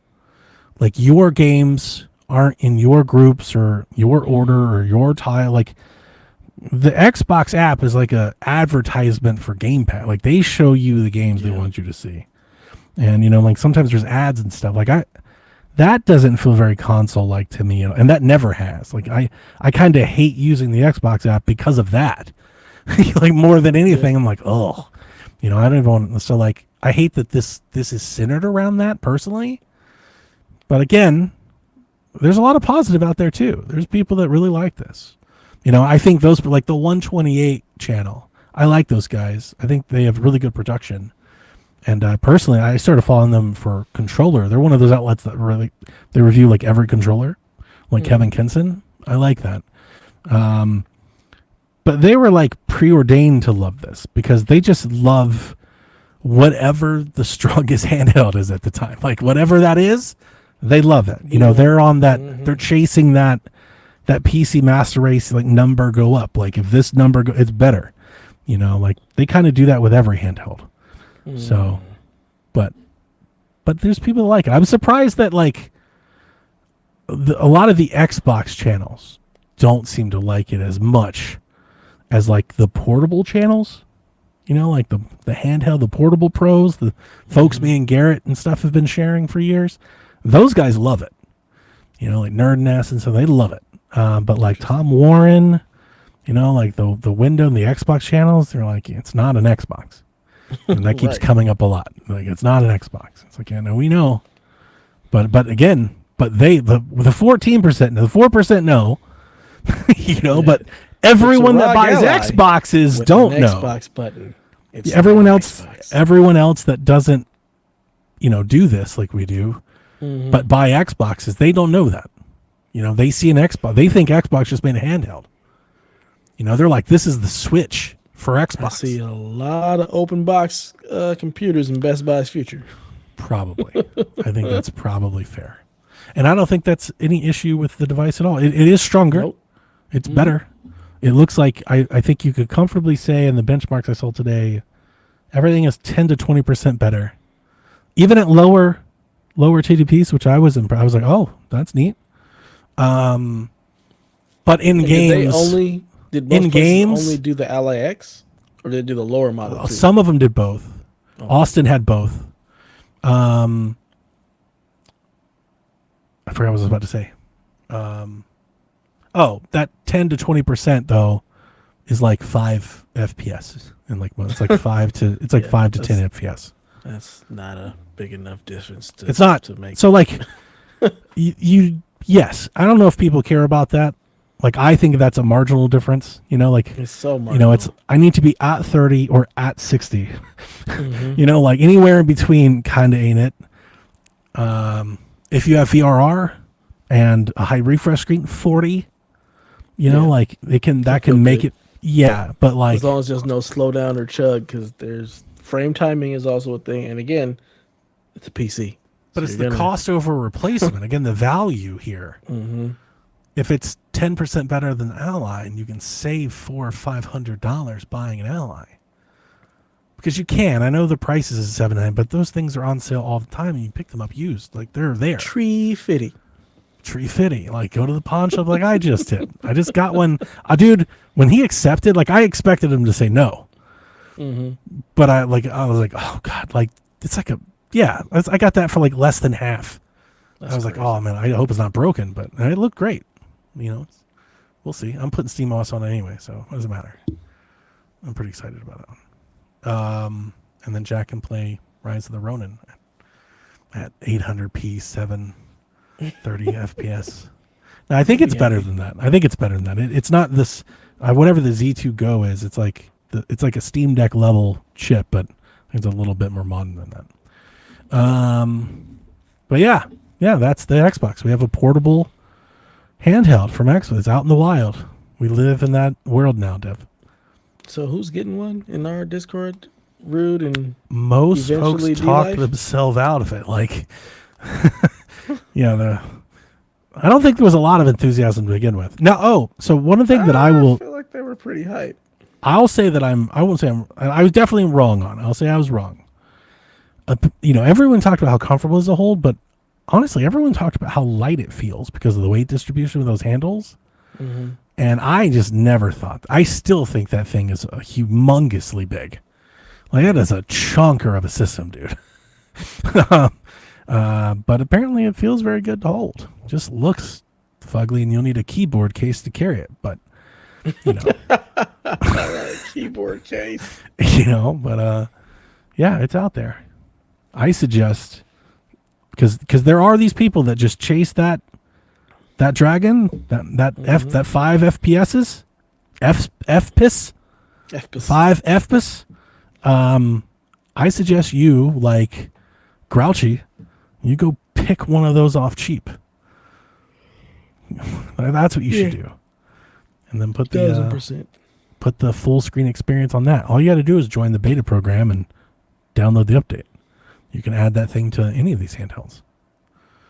Do it. So, we got PlayStation non-essentials. Silent Hill 2, which leaked earlier, that's been confirmed, and it's coming alongside Until Dawn, As Dusk Falls, V Rising, Yakuza Like a Dragon, Poppy Playtime Chapter 1. Ugh. Terrifying. Devin. Wizard with a Gun, and Tekken 3 on PlayStation Classics. I loved As Dusk Falls. That's a great game. I'll have access to all of this and we'll play none of it. Well, not Tekken 3. I won't have access to that. But I wouldn't play that anyway. Man, I could use some free Silent Hill in my life. That'd be nice. Dev, Ghost of Yote had the biggest first-party launch in Europe for PlayStation games since Spider-Man 2. As it should. That seems big, right? Yeah. I mean, Yote is it. He's him. He's him. Legend Za leaked, not just that, everything Pokemon leaked this week if you're not seeing that on social media. But Legend Za itself is leaked, both illegally and the Pokemon. So everyone knows all the Pokemon in the DLC, and everything about the game. That sucks. And you can pirate the game. Pokemon's been going through this for some time now. I'm not going to talk about this now. Half the part is because I don't even understand half of it, but there was a leak. Pokemon folks got into like servers or something, and I guess they just released it all. Dude, they know the roadmap for like the next 5 games. They know the budgets, which I don't know how much to believe because it makes for a juicy headline, but like, is it factoring in marketing? Is that the final? But like, like I have questions, but if just the headline, right? The perception, the impression, they're saying like they made like, I don't know, Pokemon Scarlet and Violet for like $12 or $15 million. I was like, oh no. You can't let that get out there. Your giant monster game that makes $1 billion you're putting pennies into. That maths. That's what it looks like. They keep even the new one that comes out tomorrow looks like a fucking PlayStation 2 game. Like it does, but nobody cares because we care, but not enough to not buy it enough because we're addicts and we need to play a fucking Pokemon game. Correct. Yeah, so I'm gonna let Rebecca try to explain it. Like it's normally I love a good juicy rumor. These leaks I don't like as much. I think because it stings from like when this happened to Xbox. Like you remember Xbox had this. We learned about the consoles and the controller. We had like pictures and everything. None of that shit happened. None of it. Like we've seen none of it since then. Like everything had to change, and I'm so like. Part of me, it's hard to do that. But then here's the other side of it. There's so much of it that it's like overwhelming. It's like, like if it was one leak or two, like I get it. But this is just pages. It's just kitchen sink. They've got like emails of employees and like inner office drama. I've seen a headline. I'm like, dude, I don't even want to know. Why do you want to know? Why does anyone want to know? But they're Pokemon fans. So I have learned in my years of Shaq that I do not count. I am not good enough. I am not worthy of Pokemon fandom because these Pokemon fans go fucking hard. They go hard in the paint. I do not. I am a casual Gen 1er at best. But yeah, like they love it. Like Rebecca, she's messaging me and Delvin. She's like, I got such and such. I'm like, cool. I don't know what that means. I feel old as fuck. Sure. She's that big in a Pokemon. I had no idea. Oh yeah, I don't get it. Yeah. I know Kyle is big into it. Like I see him posting on like when I go. Oh, Kyle's legit. He's a machine. I'm like y'all are really still in the Pokemon this is awesome. Like this. It blows my mind. But yesterday, again, I was way too old for it when it came out. So I was on Shaq. We talked about like the new Pokemon. So Pokemon Tomorrow has like mega Pokemon. They get big and look a little bit different, right? Is that shit you posted in our channel? And I was like, that's not. I hate this. Digimon. I've never liked. No. So that design is a Pokemon that I think looks like a like it could be a Digimon. And I showed this to Jack. So that's what I was telling you about. Here's where I was going with this. On on Shack, we were looking at these, and I was like, I hate this one, I hate that one, I hate this one, because I have this reputation of just being I only like like the first Pokemon. Is like, I guess, my reputation. It's not true. I like new Pokemon. I just don't like a lot of them, and I really hate the ones that got like all edgy and dragony and Digimon. They had Digimon like, they started looking like angels and shit. I'm like, come on, like what are we doing here? Yeah. And Jack was like, so he likes all these. He loves like Rayquaza and all these other ones I can't even remember fucking names for and stuff. And he's just like, you're just this old head. You're just this old head. So yesterday we went like gen through gen, and I was like, no, no, no, yes, no, no. And I'm not going to lie to you. I killed like 75% of the Pokemon. It was a lot. But there's like 5 to 10 in each one that I'm like, this is cool. You can stay. Like, you're in, you're in. I forgot about one. Like, I love Cub Fu. I forgot about him. I haven't seen him in a few years. So I discovered another one last night. Cub Fu's pretty dope. But he's so mad at me. And he's like, you just hate dragon Pokemon. You hate anything that looks like. I was like, because they're Digimon. He's like, you just hate Pokemon. You sound like somebody hate Pokemon. I was like, and you sound like someone likes Digimon. And he was like, I don't like Digimon. I was like, I think you do though. I think you're a closeted Digimon fan. My son is both. He loves Digimon. Yeah, but also I don't know Pokemon. I don't know why he was so adverse to being a Digimon fan, but he didn't like it. He didn't like being accused of being a Digimon fan. I'll take Digimon all day over Pokemon. I was like, you think I hate Pokemon? I was like, I love Pokemon. I love these cute Pokemon. Like, I want the Pokemon to look like Pokemon. Mm-hmm. I don't know what it is. It's like the famous court case, right? I don't know how to describe it, but I know it when I see it. Mm-hmm. It's like yay or nay. It's a very simple test. It's a little. Do you look like Pokemon? Yeah. You don't have to be cute. You can be scary. You can be edgy, but still there's a charming. Size, charm. It's small. Whimsy. Need to be like a dragon. Still be Pokemon. Correct. Yeah. If you start looking too much like Anime Monster, no, you're a Digimon. You're a Digimon. If you're an anime monster, you're definitely a Digimon. We have a franchise for that. You don't belong here. Or they're just straight like derivatives and clones of already existing Pokemon. Like I don't know what it's called, but like there's Rhydon. I like Rhydon. He's like a rhino. He's black. He's got big horn. He's big, punch, powerful guy. There's another Rhydon lookalike in some gen later that's like basically the same thing, but he has like a skull on his head, like a helmet. Like, I'm like, this is just Rhydon dressed up. Like, get rid of this nonsense. I don't know why. This is like my biggest Pokemon hot take. I don't know why the Pokemon company has always behaved and acted like every new gen they got to give you 1,000 or 100 Pokemon. Dude, like 10. Like, you're making this, like, this is going to buckle under its own weight. You can't do this forever. You're exponentially watering down Pokemon. Stop it, right? It's like, you don't need 100. Give me your best 10 and just add them. And now you have got to play a new game to get the new 10 you didn't get before. It's like they feel like, no, they need 100 or they won't play it. It's like, no, they're going to play it. You could put one in that motherfucker and they're going to play it. But yeah, I'm not down with all that. That's a weird looking thing. It's not my favorite, but yes, but passes the Pokemon test, the Donnie Pokemon Index test. Pass. Because every time I see that thing, I'm like, that thing looks really weird. That's a Pokemon? The sad part for you, and you got your son Violet. Mm-hmm. I looked at apparently the last gen, which I guess Jack was like, yeah, that's this game. That whole gen is ass. That doesn't bother me. He's gonna love it. I nuked that whole. I was like, there's like one on this whole sheet. Like everyone can go.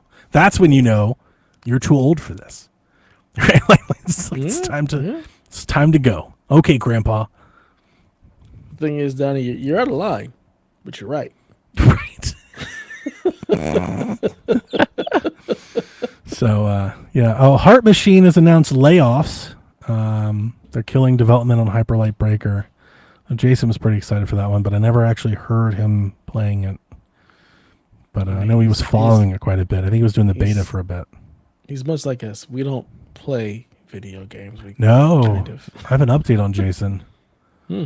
Jason is announced on Blue Sky. He's diving back into World of Warcraft. Oh God.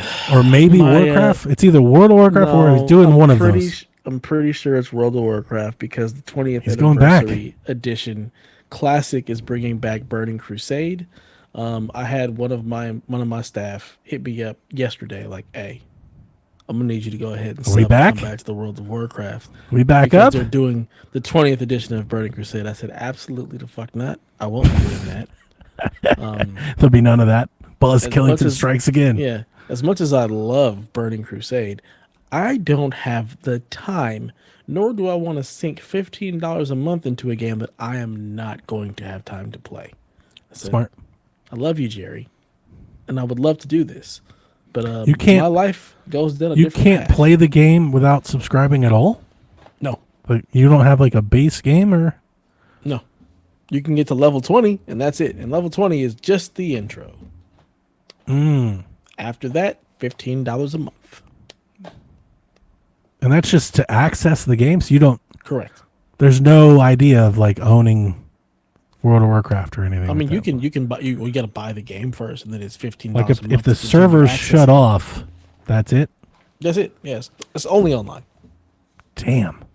Yeah, That yeah, sucks, so, man. I had to tell Jerry I love you, but no, I can't. I can't. You're going down a path I can't follow. As much as I'd like to, I'd love to be back in the Ghostlands, doing Blood Elf World of Warcraft shit. But unfortunately, my life is not set up that way, and I cannot. So, but Jason, if that's what you're doing, I will live vicariously through you. Please murder things. Unless you're an alliance bastard, then you can kick rocks. It's for the horde, always and forever. Yeah. If he posts any pictures, I'll share them. Battlefield 6 at its highest concurrent player count on Steam for any EA game and 14th highest of all time on Steam. So it's fair to say that Battlefield is a hit. Battlefield 6 is real, and it's spectacular. Yeah, it's taken off. People like it. Yeah. Like it a A lot lot. of my staff were talking about it today. They're having a good time. Call of Duty, he's in trouble. Good. I mean, good competition's always good around. Assassin's Creed League, Mark Alexis Cote. I don't know if that's right. Sure. Alexi. Left Ubisoft after this subsidiary spin out. He's creative director, head honcho, president, everything Assassin's Creed since like 2021, I think. He said, you're going down the path I can't follow. I'm out. Pretty much. Y'all do this stuff yourself. Remedy has signaled to shareholders to brace for impact as FBC Firebreak did not exactly light up the sales charts. Did anybody really believe it would? No. I just, like, we knew how this was going to go. Yeah, like shocking nobody. Exactly. Yeah. But rumors swirled over the weekend after basically the week that was last week with the price hike and the consoles and the stuff. But there's this Reddit thread that got going from like, hey, I'm a store manager at Walmart and we're pulling all of our Xbox product. And this other person was like, yeah, I'm in Target. And then the pictures started coming in of all these different aisles and there were like hundreds of them. Mm-hmm. And basically reports are going around that everybody was like, Xbox was out of hardware. Products being pulled, like this is being shut down.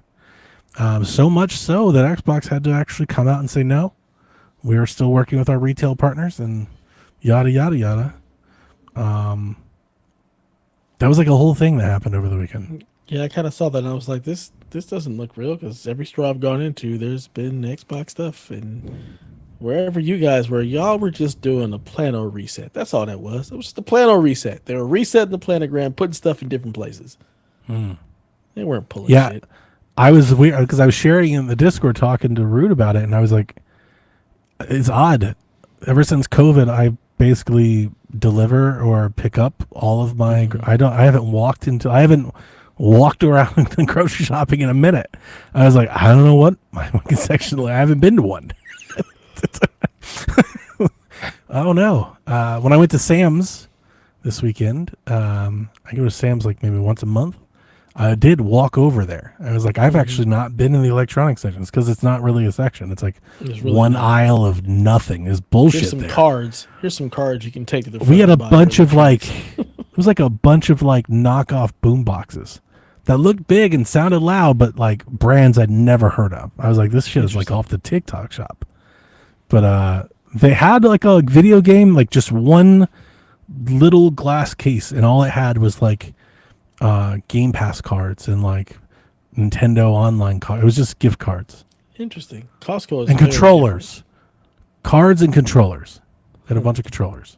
different. Never been in Sam's Club, but Costco has like a legit electronics section. Lots of TVs, laptops, monitors, all of that stuff. Headphones, webcams. Like they have all of that. They do have a like video game section, but it's they don't have any of the stuff on display. It's literally like here's PlayStations, here's our bundle deal, and you take this card to the register and they get you the stuff. But they have that, and they have a little kiosk that has all of the like the currency. So they have all of that. They have the consoles, but they did say that they were getting rid of their Xbox stuff. So if it makes you feel any better, Microsoft no more. It was my first time taking the kids with us. We went and got lunch at Sam's and bought some stuff. And my daughter like shamed me for being a Sam's Club member. She like looked down on me. She's like, "You should get a Costco membership."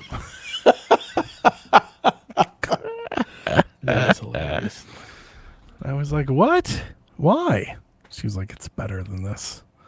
She wasn't impressed. Yeah, she wasn't impressed. It's because her teacher that like drove her to school every day. So she went to Costco a lot with her. So she, I think, just prefers or likes the Costco. But my Costco, not that my Sam's isn't, but like it's a whole other level. My Costco's fucking packed, dude. Like to the brim, to the end at all time. Like I never want to go there. There are lines. Yeah, no. I'm in and out in under 45 minutes. I know my Sam's. I know what I'm getting.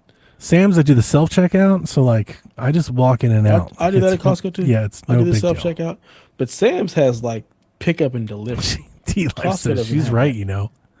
Sam getting shamed. Right. She is right. It's okay. But yeah, so this is funny. This checks out because I told you my girl at work told me that Sam's is for black folks and Costco's for white folks.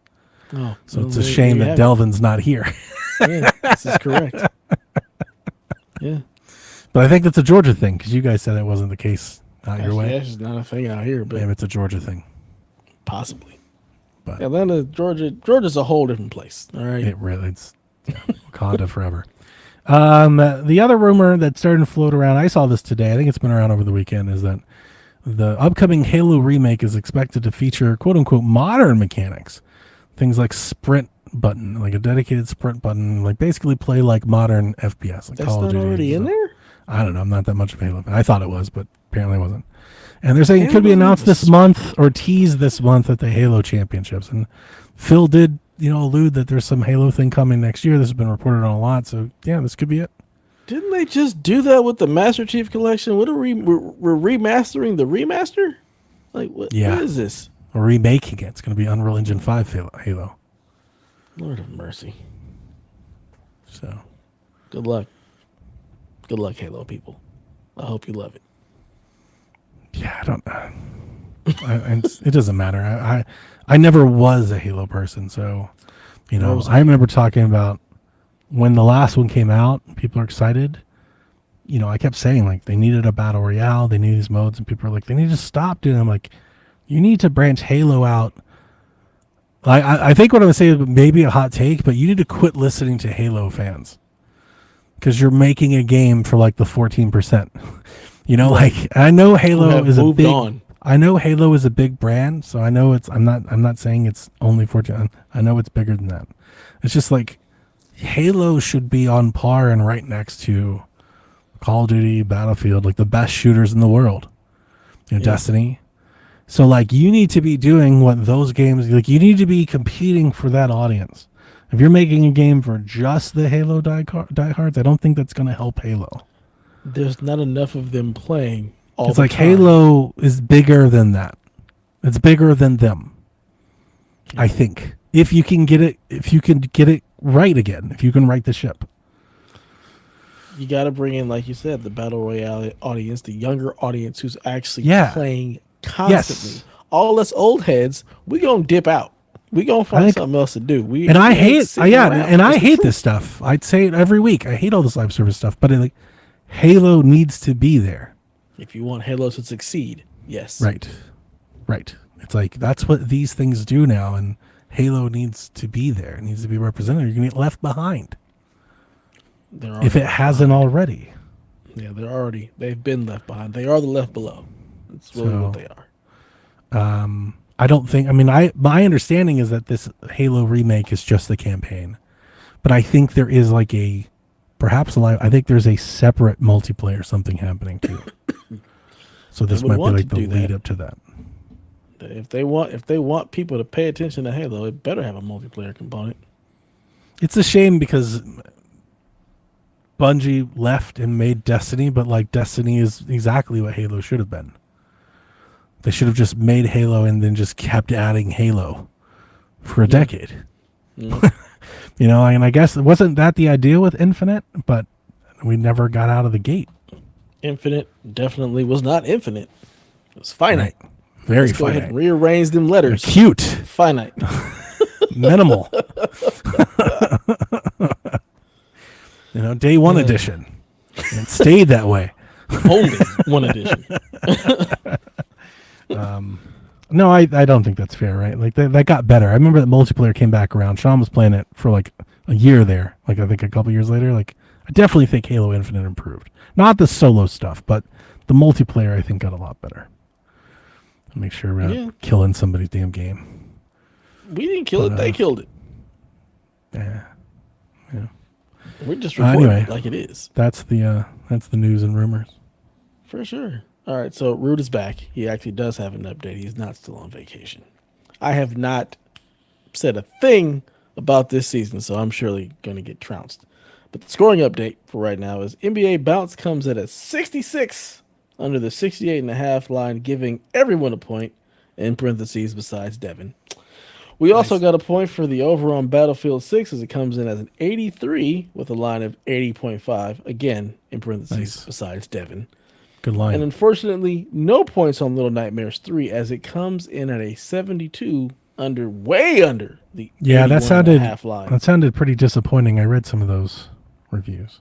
Because I was I've always been kind of interested. Like on paper, Little Nightmares looks like it should work for me. I tried it on, I think, PlayStation Plus of all things, the first one. And I played it for like 30 minutes and really wasn't into it. But I think maybe I just wasn't into it at that moment. I don't think I gave it a fair shot. Like every time I see it, I'm like, this looks like a bunch of games that I play. But that day I was just like, I don't know. And so I was kind of interested. But yeah, I still probably am interested. I'll probably get it or try it. Or try one of the other ones maybe. But it's a 72. That's a great score for you and Delvin. True. Yeah, it was not the score so much. It was the things I was seeing said about it. I couldn't tell you what they it was of the like the bland nature.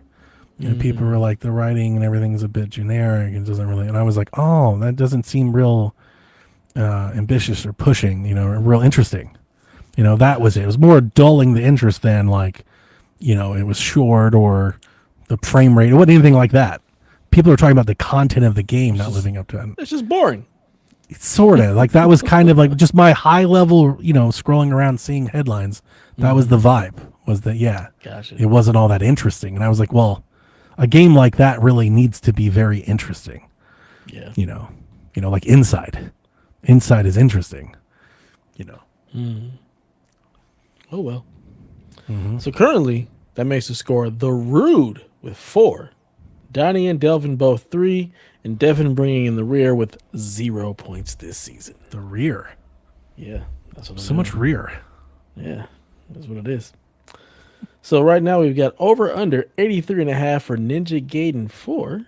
The Rude believes that'll be under. What say you, Donnie?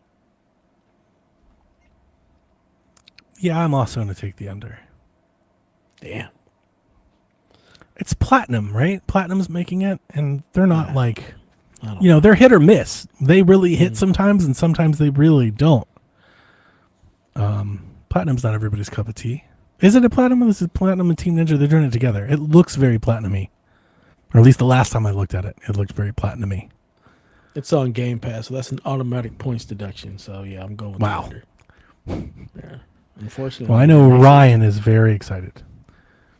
He loves that series. I liked it on Nintendo. I never got into like the Ninja Gaiden. I never like, liked or any Ninja of the Gaiden. modern ones. I was like, Shit's hard as hell. It sure Y'all can is. keep it. Y'all can keep it. No, I was never into Ninja Gaiden. Like, no, I'm all right. I'm gonna try Next up- Ragebound though. Yeah. I want to play it. I still gotta play I gotta- Shinobi. I'm so. I gotta fucking finish behind. Shinobi. That shit is great. I need Thanksgiving in like the worst way. Like I need to get to the Thanksgiving break where I can like get in. Like I need 2 or 3 days of prolonged game time, and I'll be I can catch up a little. Be right as rain.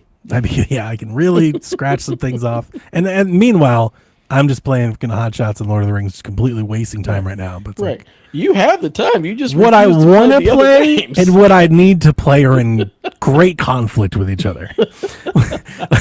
Like I'm playing Lord of the Rings because it's what I want to play, but I feel bad about it. There's great internal strife the whole time. I'm like, damn it, I could be playing such and such. I'm having so much fun over here. I really, that's not enough to quit, but enough to think about it, enough to complain.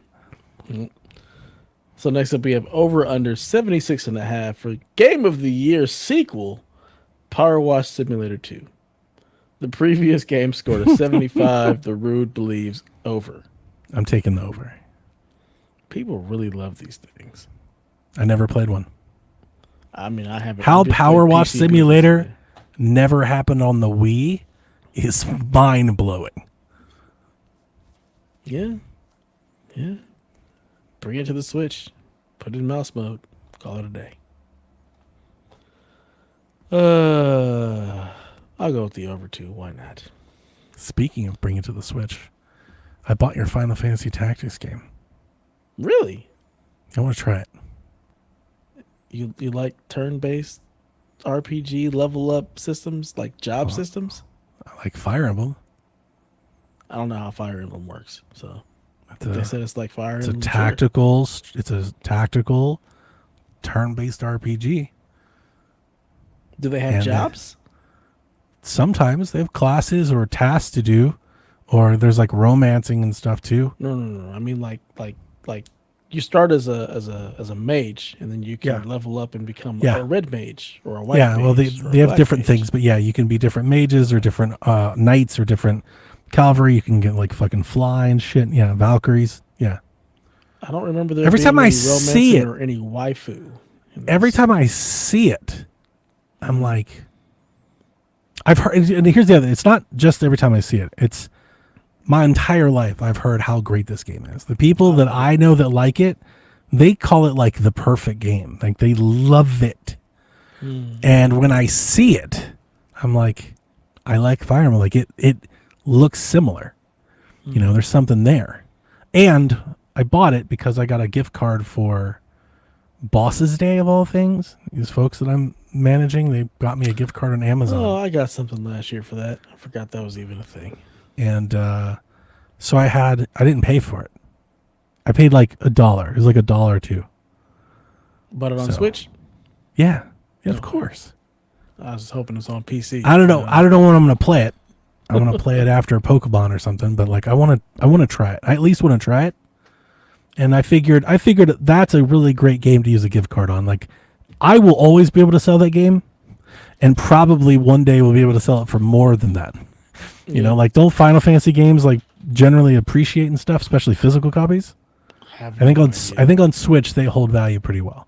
So if I hate it, I don't think I'll be worried about. I think I can get out of it pretty quickly. Yeah, that is definitely one that I will probably. But like, what if I love for it? Christmas? What if I play Final Fantasy VII for the first time and then play Final Fantasy Tactics? What if I become a Final Fantasy fan? What if 2026 is the year of Final Fantasy? If you become a Final Fantasy fan, then I have to play Pokemon. Oh shit! Don't threaten me with a good time. Just not Pokemon Scarlet though. That shit is trash. I will play whatever Pokemon my son has, but that's only. Is he if playing you on the happen Switch to- too? Of course. Okay, so on Switch 2, it does run like 1,000 times better. That's what he Dude, was on saying. He said, this runs on so much Switch better. 1, yeah, no, I remember the day we got the Switch, Jack put it in, and just watching it. I never played it, but I was like, oh god, that's way better. Because on Switch 1, dude, it barely ran. It was like 20 frames a second. Like it was bad. Yeah, he was very, very excited about how well it ran on the Switch 2. He's like, man, this is so much better. They did such a good job. He's very excited. But yeah, if you happen to Man, play Final Fantasy VII and fall in love with it, I will try a Pokemon game. But again, you have to love it. I wonder even which one you should try. That'd be really hard to recommend. Yeah. Well, We may have again, to chew on that on Shaq for a while. you'd have to love Final Fantasy VII, which I don't think you will. So I'm not too worried about it. Waifus, though. There's I not don't know really them, but waifu. I know of them. I mean, it's just Tifa and Aerith, and it's not really waifus. I mean, it's just People go hard. People thirst people got issues. for the girl with the suspenders. People thirst. That's Tifa. Yeah. They thirst for her. I've never even played the game. Noted hater, and I know I could recognize her character. Mm-hmm. Well, we'll see what happens. You know, that's We'll notoriety have right there. Pokemon in 2026. Maybe the I next don't gen. think so. I don't think so, Tim. You know what you know what this fucking Pokemon game tomorrow is doing? Hmm. They're putting Cubone in the fucking DLC that you gotta buy. Oh, so now you got to buy the DLC. Fucking $30 They got nonsense you. just to play with Cubone. They got you. And I gotta apparently it's not even tomorrow. Apparently, I gotta wait for the DLC to come out. I was like, the DLC doesn't unlock the Pokemon. I can't at least get the Pokemon while we wait for the content. They're like, no, that is the content. I'm like, God damn it! I just Nintendo bought. raking you over the I just coals. bought like a damn Street Fighter battle pass. Apparently, Jesus, You sure did. not happy Damn you, about that at all. Pokemon. Bastards. Our last over or under 86.5 for Outer Worlds 2. The previous Outer Worlds scored an 85. The Rude believes this will be under What do you say? 82 and a half or 86 and a half? 86.5. That's high. Yeah, the last one got an 85. People love this thing though. They sure do. Love it. I'm Love gonna it. I'm gonna take the over. I am too. It's got 87, 88 written all over it. Gaming needs this. It does. Gaming needs a Xbox. lot. Xbox needs this. Oh shit! It's on Xbox. That's right. It's Game Pass. It's Game Pass. Point deduction. Oh no. We have the Nintendo bump and the Game Pass knock. Yeah, basically, everything is rated lower on Xbox. Come on, this is what it is. Game Pass kick down the stairs. 1000%. Well, there you have it. The Rude Day section live and in full effect, and he's winning. We can't have that. The eternal It's fourth nonsense. chair. Yeah. All right, question time. TPR says, which standalone game never turned into its own franchise, but you wish that it did? He's going with The Last Guardian.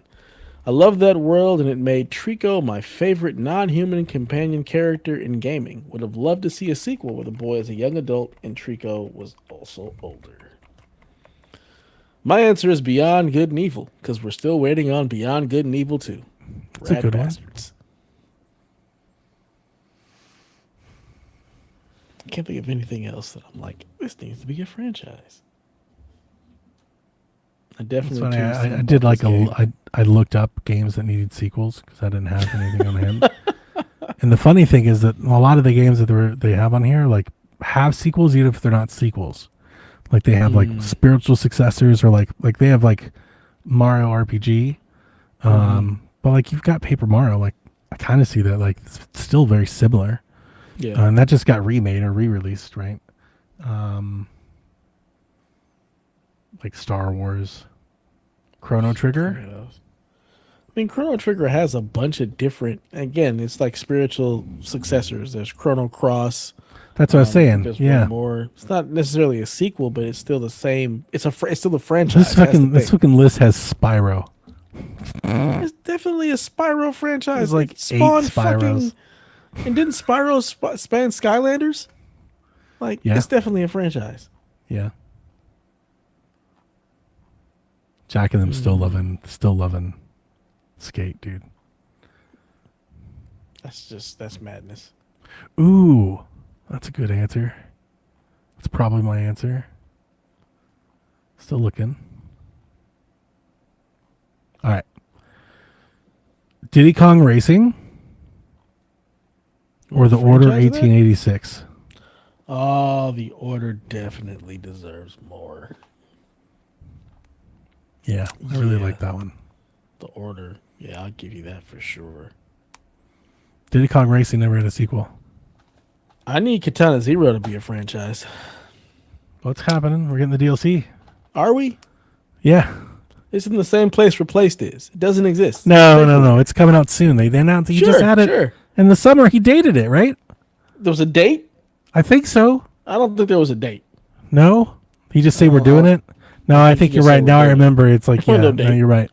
It's just like Replaced. It doesn't exist. It's not real. This shit's digital, and not in a good way. Mm-hmm. Metroid Hunter 101, who I've never seen before. Is he in Nintendo Shack, or is he just new? So he's in the Nintendo Shack, but he's not necessarily new. Okay. We used to be partners with him. He's from the Make Us Better crew. He used to be in the podcast, you remember, Nintendo Nostalgia? I mean, I've heard of it. I've never listened to it. That's Jacob and Ryan. I don't think they don't podcast anymore. Okay. I don't think. Maybe I have that wrong. Sorry, Ryan. I don't think they do. And yeah, so he's been bouncing around Shaq here recently. Okay. Just join the Discord. You remember back in the day when they were like, we don't really do Discord, we do Facebook? Mm-hmm. Mm-hmm. Like I don't think he still doesn't really do for Discord. All these years later, he joined. Like he did join the Discord. Yeah. So it's like, oh, this is a name I've never seen before. Yeah. And his question is very apt. Are there any motherfucking video game players on this motherfucking video game playing podcast? Hey, we put the sum in video games, okay? Some video games. Yeah. And if not all video games. It's like, oof. Not all the good video games. Not all the recent video games. Some video games. Mm-hmm. And most of those are being played by Donnie. It is what not it as is. Much lately. Most of those are being played by Haley. I don't know. I think Delvin's got me at this point. He probably does. No, you play a lot of shit. He dabbles. He plays a lot of. He tastes a lot of games. Yeah, he dibbles and dabbles here and there. He's not really a real gamer like you. You know, he's not playing. Beat Breath of the Wild. Beat Breath of the Wild. Did he needs to get a. He wants a 64, but he keeps waiting for the analog or Parma. I'm like, just go buy a 64. The analog is also like Katana Zero's DLC and Replaced. The analog is like Replaced, dude. I've been playing 64 for like a year and a half since I pre-ordered that thing. I've been playing it I've already played all the games I bought for it. Oh man, I've talked about Shaq a bunch, but I have the Eon. I call it the Ultra 64. I don't know exactly what it's called, but it's the Eon N64 HDMI adapter, and it's expensive. It's like $150, I think. And it plugs into the back of your 64, and you can plug an HDMI cable at it, and it will put the N64 game up on your screen. You can 4x3 it, and it looks really nice. It has an upscaler, like a smoother filter on it. I don't use that, but you can. But it looks pretty good. I don't think these new consoles are going to look a whole lot better than that. It should look better. The standard should look right. I think you're doing what you can do with it. Like the N64 could only do so much. Can only do so much. So, I don't think that's gonna. I don't know what like. I think it's cool that they're coming. Like I'm probably gonna get one of Palmer Lucky's because in the advertisements they look like they're gonna have colors out the gate, and that was cheaper. So I'm probably gonna get one of those, just to have, just to mess with it. Yeah. But yeah, no. Like if anybody out there is thinking of it, this is what I just told Delvin last weekend. If you're thinking about 64, like there's nothing stopping you from. It'd be cheaper to buy an original N64. They are cheap. You can definitely get one for under $100, and and just buy that adapter. Piece of cake. Easy peasy lemon squeezy. Delvin, Yeah, you stop can be playing. playing today, and you can buy a flash cart and an SD card. It literally, I have the entire N64 library in 3 different languages and homebrew and hack games all in one cartridge. You know, it's a Delvin, it's a what are you it's a waiting very on? nice retro system to get into. It's very convenient and still I think in a way that PlayStation 1 and some other like it still holds up very well. Local multiplayer is still super fun. You know, like playing GoldenEye or Perfect Dark or Smash. wrestling games, Smash. Jack was playing the show, some Smash, him and his buddies.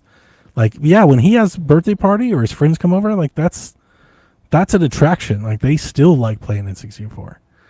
You know, so Yeah. Nice. get one. Yeah. Make it happen, Delvin. Stop being a bitch. Don't be no bitch. All right. Mom didn't raise no bitch. Mm-hmm. Quagmire says, in reference to the Circana article y'all discussed last week with the 14% of gamers helping to keep the industry afloat, do you think it'd be a larger percentage if games actually launched in a good state and weren't 50% off in 6 months? Seems like the gaming industry is shooting themselves in the foot from his point of view. Oh, I get what he's saying. I don't think the state or the condition the game launches in has anything to do with this conversation. Now, could you argue that people would buy more games more frequently, if the games weren't being like so heavily discounted or included in subs so much? I think marginally there's maybe some measurable analysis for that. I don't think it's big, but I think you could probably identify that as an overlap. So I don't hate that, that idea, that train of thought. That makes some sense. I mean, they've trained some people like D Life and Root Days to just not buy games. So Right. outside Exactly. of That's the kind of the discount, idea. it's also the fact that there's the subscription services and people I just but don't buy games. But I don't my think it my would be big enough to make a difference. yeah, my ultimate point is that I would disagree with the theory just out of the gate that gaming for the most part has generally always been like this. This isn't new. 1000%. Like you go back to the 90s, most people weren't buying a system in 10 games. Like I grew up poor, I didn't have a lot of games, but even the kids that I knew they weren't buying a game every week or every month. Fuck, most kids I grew up with had like 3 games. And they played those 3 games for like 7 years. Like, especially N64. Most of my friends N64 didn't. 64 games were expensive. They were expensive as They were hell. super expensive. Like most of my friends had like seriously like 1 or 2 games, like maybe 3 or 4, but not many more than that. I don't think people realize how big of an influence Blockbuster, Hollywood Video, game rentals had on this, because you got to think about the amount of games they were buying nationwide. That doesn't happen anymore. And yes, the game trends are still the same. People are still only buying 3 to 4 games. Yeah. That hasn't changed. But back then, you played a shit ton more games because you could rent a game for a weekend for $5. You don't have that anymore, and those games aren't being purchased. So that's a huge amount of sales. That's that just true. no longer exist. But I generally still think even then, I just think the majority of the market just doesn't play many games. yeah, And that agree. hasn't changed. That's always I been the agree. same. That's been there. This is why I've always said, for as long as we've been doing this, I've always said when we've argued about consoles that I would buy a console for 1 game. My argument is that I think most people buy a console for 1 game. Like that's generally like a lot of people just play their game. Yeah. Like they have a game and they just play that game. Like that it's either Call of Duty or Fortnite or 2K or Madden or Destiny, but a lot of people just play a game. Yep. They'll play that game for years. And I think there's a lot more people like that, like this casual gamer. That was my there's argument just- to him in the Discord. Yeah. I was like, the reality is this doesn't matter. And I said also the launching in a good state, I feel like that's way overblown. the vast majority of games launch in a much more than playable state. But the thing is, we've got all of this social media and YouTubers that nitpick the shit out of things that most gamers aren't even going to notice or realize is an issue. Yeah. Yeah. I mean, just to use maybe like some math here, like we kind of know this is the case because even when the games go on sale, those games aren't selling to the majority of the console base. Especially like in maybe remove Nintendo because they have a very unique attach rate. Like they don't count as like it's different. Like remove them from the case, but just comparing PlayStation and Xbox, PlayStation's exclusives, like their first party, only sell to like 10% of the customers. Like their best first party game sells like 10 million copies. Spider-Man does more, but Spider-Man reaches out. Spider-Man is a mainstream game. You know, but most of their games sell like 5 to 10 million copies, but they sell 90 million PlayStations. That's because there's 70 million PlayStation folks that probably don't play any PlayStation Just play exclusives. Call of Duty or Madden. Yeah, they just play their game, whatever their game is. But we all know what these are. It's not just the live service game. There's a bunch of these games. There are people who probably buy a console just play Minecraft. Yeah. You know, like there's a lot of people like that. Or my daughter, like she's playing stuff now, but for years, man, she just played Stardew Valley. For like 6 years, she played one game. Wow. You know, I think a lot of people are like that. And I don't think that's the article. Like, yeah, we've been proven that most people are like that. So I don't think that's going to change. Yeah. What it is I think a lot of free to play stuff has appealed to that group that doesn't have to buy anything, and that means that probably not as many games are being bought at full price as they used to be. Yeah. You know, so they're trying to get more out of that. That's what we've been talking about for a while. Yeah, I told him, I was like, yeah, the reality is you have the old heads who are still buying just the one game that they're playing. And then on the flip side, you have the kids who are literally playing all the free to play games and maybe buy a game a year. That's something that's not, they don't play with their friends. But for the most part, people just don't buy games in the way that people think people buy. Yeah, because if the majority of the market was buying any game, Assassin's Creed would sell like 45 million copies, and they don't. They don't sell that much. Yep. So. I mean, Ghost of Yotei only sold 1.6 in like its first week, but how many PlayStations are there? Right. Tens of millions. Yeah. It's such a small attach rate. Yeah. So, yeah. Sorry, Cragmire. I don't think your argument, unfortunately, it's just not real. No, the truth is just not a lot of people out there, in grand scheme, buying shit like we do. Even Dev, even you compared to them, you stick out. Way more games than the average. Yeah, and even there's a gulf between like you and me. A huge gulf, which is crazy. But yeah, like there is a drastic. Like, you're a dedicated gamer. You keep up with the news. You read about it every day. And even you aren't. So it's like, think about like the dude that just plays Call of Duty with his dudes, or Fortnite with his pals. Like they're not doing any of that shit. Apex Legends, they're just not buying a bunch of games. Yeah, think about how many before the live service stuff. Think about how many of those people were buying the annual versions of the game, and like now they probably just sit in Warzone. They're like, I'm not buying that because like the majority of people just don't want to buy anything if you can give it to them for free. There's a ton of people that are just like, I'm not buying that. Like they play Fortnite because it's free. Yep. And they'll spend $10, $15 here or there on some battle pass or some skin or something and call it a day. Yeah. You give it to them for free and have a small barrier to entry. That's what they're going to do, and they're not going to give you no more money. And we've got isn't Destiny free? Destiny is free to a certain extent. There's like a lot of that now. I was making the case for that with Halo. It's like that Halo should be that. I think they did that. Didn't they multiplayer go free, I think? I thought they did that because I remember when they were launching, I was like, it should be free. But I think it was because I feel like I think they updated it. I want to say I think I remember Halo Infinite going free to play. Yeah. I think maybe multiplayer only, Yeah, just the multiplayer which is portion of it. what anybody mostly cared about anyway. Yeah. I'm the idiot that would be like, I want to play the campaign again. I mean, I want to play the campaign. I don't really want to play the The multiplayer. campaign was almost there. Part of it, there's something there. Like it's like, oh man, if they had just landed it, I think I could have loved Halo Infinite. It was Far Cry-ish. It just never got. It wasn't that cohesive. I couldn't get past the gunplay. The gunplay I just was not a fan of.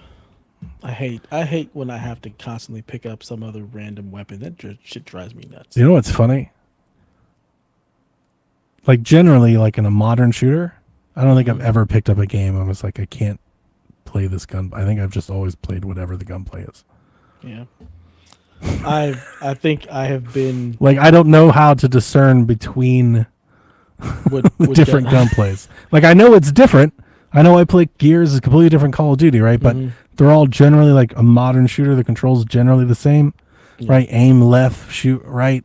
Grenade top button, reload. Yeah. It's basically.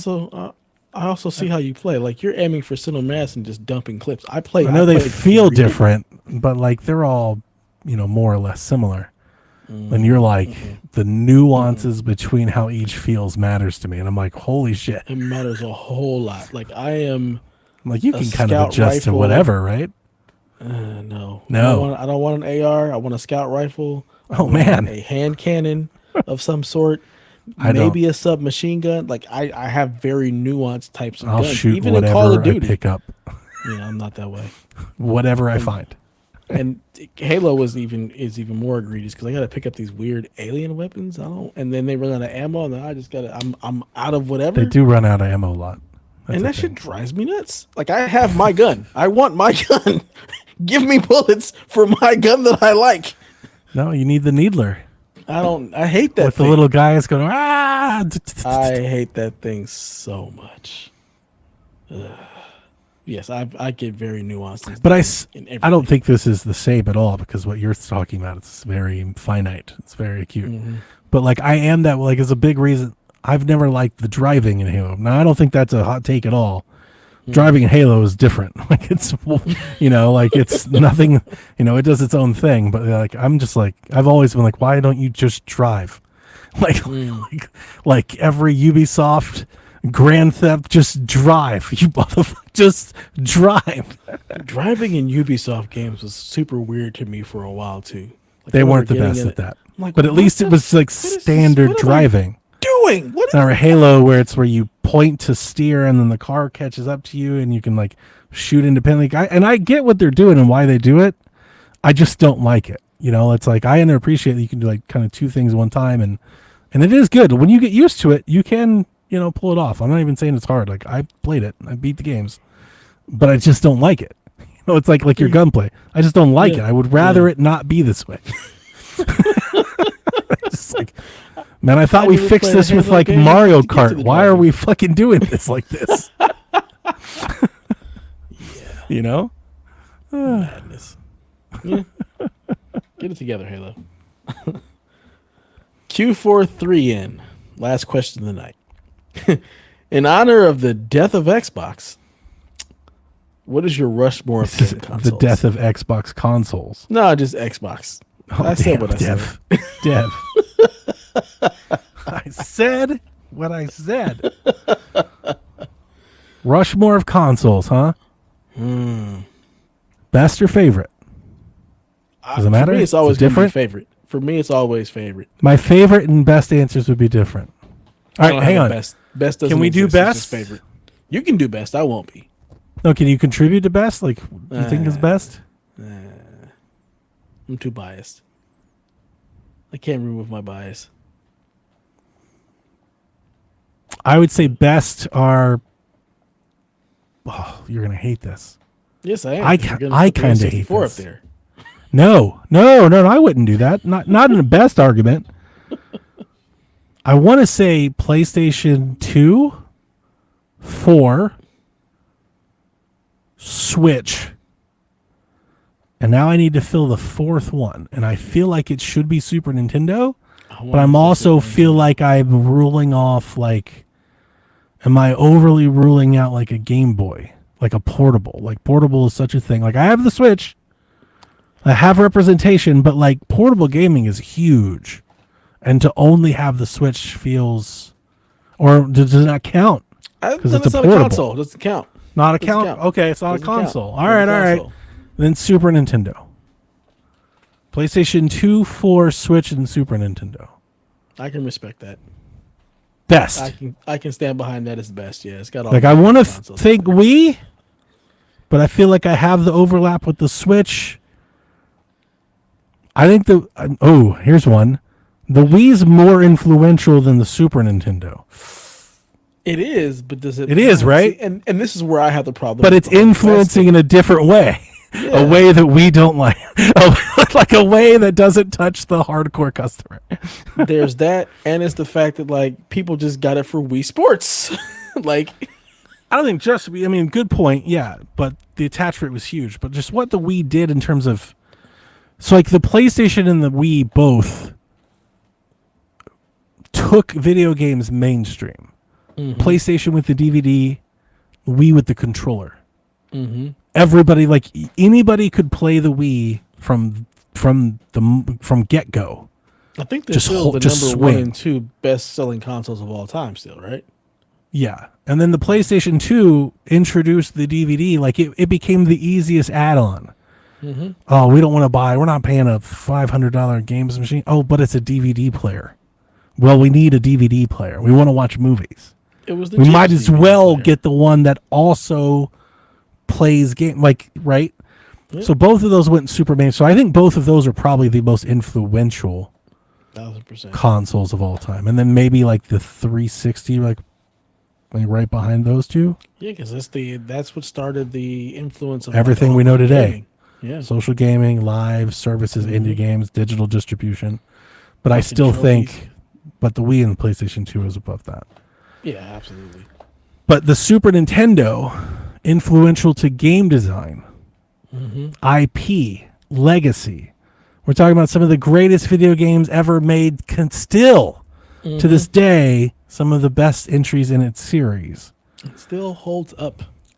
It does. The timelessness to the art. So it's like, and that one I will give, and that one, games best went out over sales best. Yeah, because it's crazy when you think about it. We're still like Shinobi is basically a Super Nintendo game. Facts.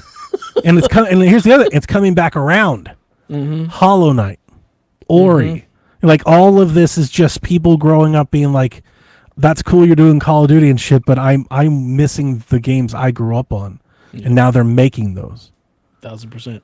Yeah, I feel good at that. PS2, 4, Switch, and Super Nintendo. Now, what's your 1000% I can get favorite? behind that. So my favorite Super Nintendo is definitely up there. Like that is my favorite console of all time, hands down. Then it'd probably be PlayStation 2. And a lot of that is just because of the nostalgia of like that's when I had time and I had a little bit more money Sure. to buy more games and play a lot of shit. So I had a lot of PS2 games. I'm probably gonna have to go with PS5, just because I love what it does. The tech for me Wow. works, and a lot of the games, like like Ghost of Yote. Dude, you So know it's kind of like a straddle on. between PS4 and PS5. You know what's real funny? The last couple of weeks, I've caught Sean while he's live. He's just playing something around midnight. I just jump in for 20, 30 minutes. And he's been playing on PlayStation. And I'm not sure if like this is a thing in his podcast, but he's been playing a lot of PlayStation. It feels like maybe he's like trying to like get reconnected or reacquainted with that. And the way he begrudgingly plays PlayStation is so entertaining. Like they were telling me, I can't even re-explain it to you, Dev. I don't even know if they could. But like Sean was like on his hands and knees tracing wires and stuff, trying to figure out why his PlayStation 5 wasn't, I don't know, displaying, or the controller was cutting off something. And they were like in the settings and I was like, Jesus. And you know, like, and it's like very grumpy old man. You know, it's very funny because he's just like, yeah, you know, just everybody's favorite console, the one that everybody likes so much. Why are you playing it? Like, I don't understand that type of behavior. Like, people love the Switch too. Oh, I'm not gonna force myself to listen, play it because listen, everybody's favorite. Dev. What? That all Why? sounds sense. I wouldn't trade this for the world. This is the most, and like this could be a whole show. Like I would watch this. This is great. It's so entertaining. It's like That is every time he hilarious. encounters an it's grumpy old man. I love it. It's my kind of energy. I'm like this. I just keep dying laughing. It's so funny. And Wow. like I'll try to press him a little. I'm like I don't know if it's the controller. You know, like it's just, I don't remember what it was, but This might just they be were you, like Sean. they were like they took like an hour to get playing. I was like really? Because he said something about the I don't know the settings or that, and I was like okay. I also that I also don't love the dash on the PlayStation 5, but like Yeah. is more or There's less not the a same. You know, I was like, it's more or less kind of like you with the gunplay. Like, it's, but you know, There's not a whole lot I'm to not it. giving him a lot of. He may have a legit concern that I'm dismissing. Like I don't know. I have I to wasn't know there. because I'm just enjoying the aftermath. Was very funny. I have my PlayStation set up through my PC to stream, and there's no issue. So I'm very curious, like what the disconnect is. Like I'm so curious. What problem were you having? Because it's like three plugs. Like I don't understand. Like Yeah. what the issue is here. So yeah, I'm probably gonna go Super Nintendo, PS2, probably PS4. Now that I think about it, simply because there's still like that's where all of my favorite franchises like right now actually come from. So like, you got your Horizon, you've got Last of Us, Sure. Last of Us 2, Ghost of Tsushima, like a lot of that. Hmm, Game Boy Advance. Yeah.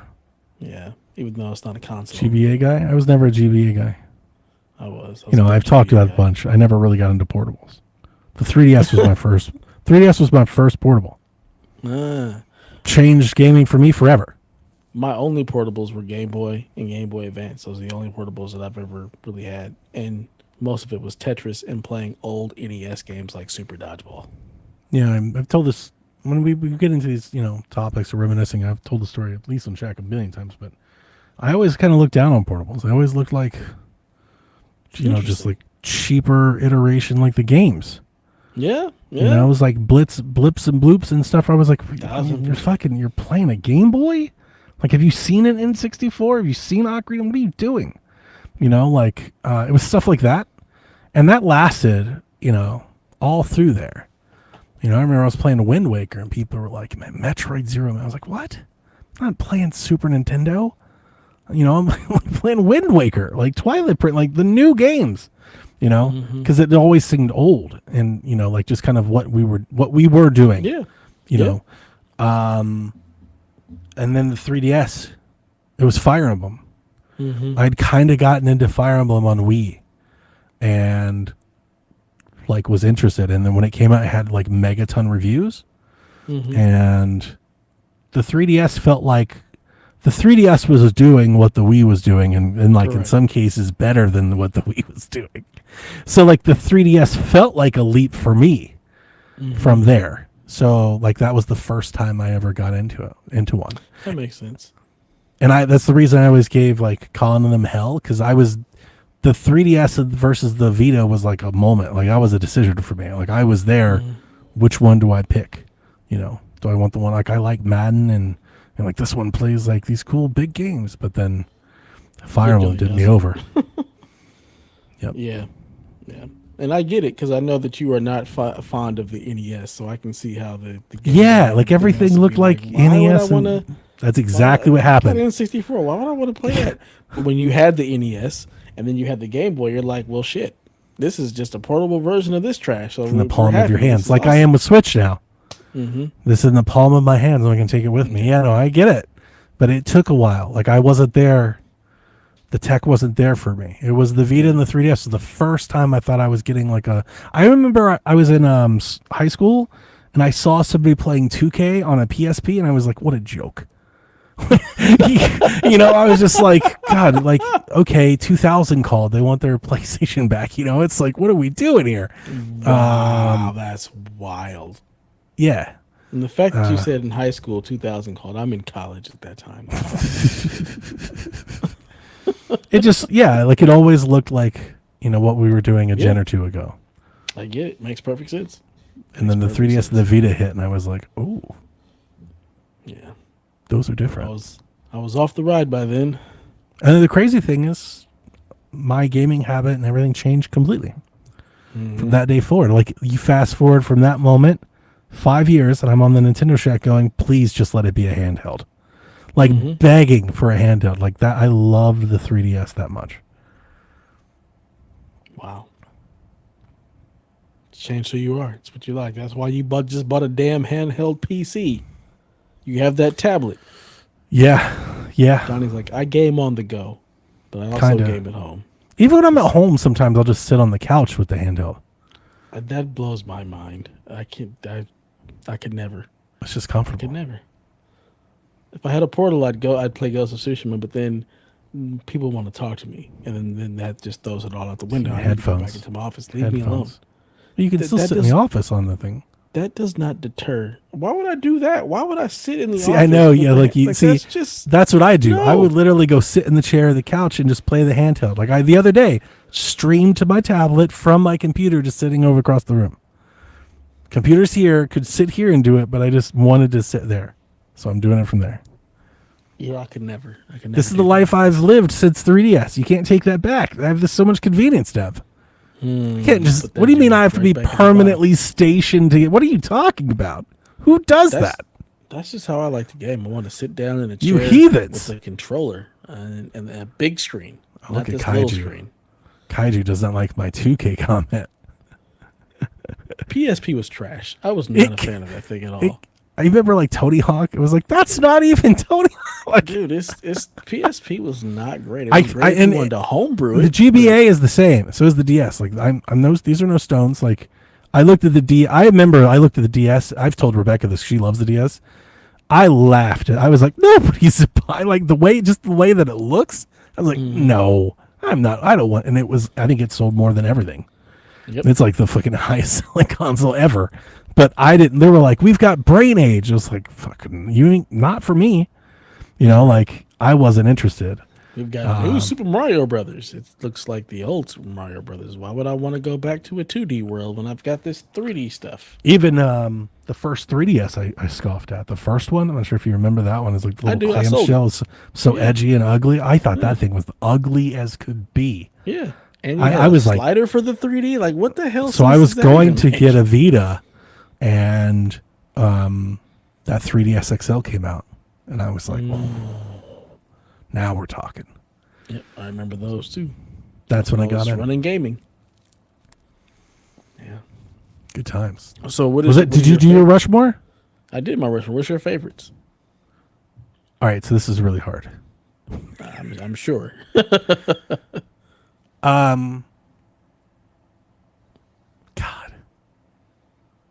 It sucks because it's really hard for me not to include the Wii, the Switch, and the 3DS. But to include all three, not the Wii, I'm sorry, the Wii U, the Switch, and the 3DS.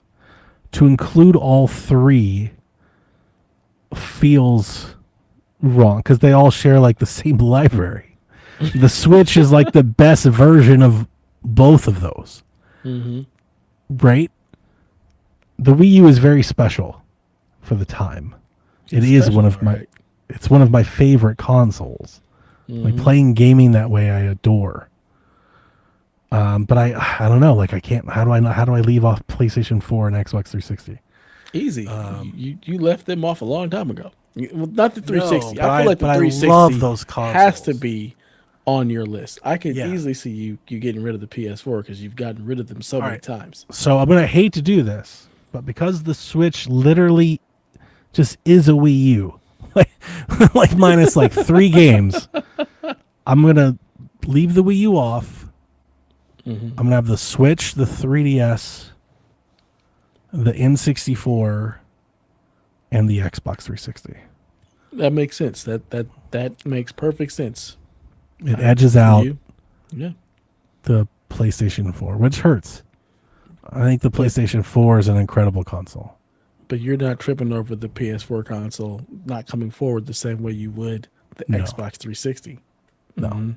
Yeah, that's where your library is. That's where Well, all it's your just like, family fun times are. yeah, I mean, it's like Rock Band is a good litmus test, right? If I can't bring my Rock Band library and everything, then what am I doing? I might as well go to Steam. But another good litmus test is Fable. Yeah. Does Fable not come across? What kind of Xbox is this? What about the old Gears? Like the original Gears, not the remaster, like not 4 or 5, like Gears 2. You know? All are backwards. Yeah. Red Dead Redemption. You know, like, do I get to play all those natively on Windows? Because No. I don't. Yeah, right. None of that. What they're doing, like the Ally doesn't play those games. I don't think. Like, I'm positive those games don't just run on the Windows Store and Xbox. Maybe I've got one wrong, but like I'm positive none of those games. They're all like console exclusive. You have to have the console. They're built for that chip, and that, you know, backwards compatibility runs that way. None of these backwards compatible stuff's going to run on your PC. You can stream it, and that can work for some games. I'm not opposed to streaming. I'm not streaming Rock Band. That's fucking nonsense. Yeah, no, we're not doing that. And I understand why they won't, probably because they're just getting out of this, and they're just like cutting, you know, their involvement.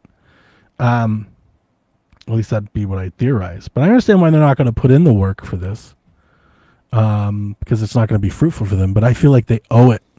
When you have an audience as large as you have, and you've had as money, like it's a worthwhile investment. They should, via emulation and compatibility, they should make this work. This is not hard. Like, they can do this. This is well within the powers of Microsoft headquarters to make your fucking 360 games work on the new Windows experience. Like, that should happen. And the cloud is not, in my opinion, and I know most people only play one game, so this opinion doesn't matter.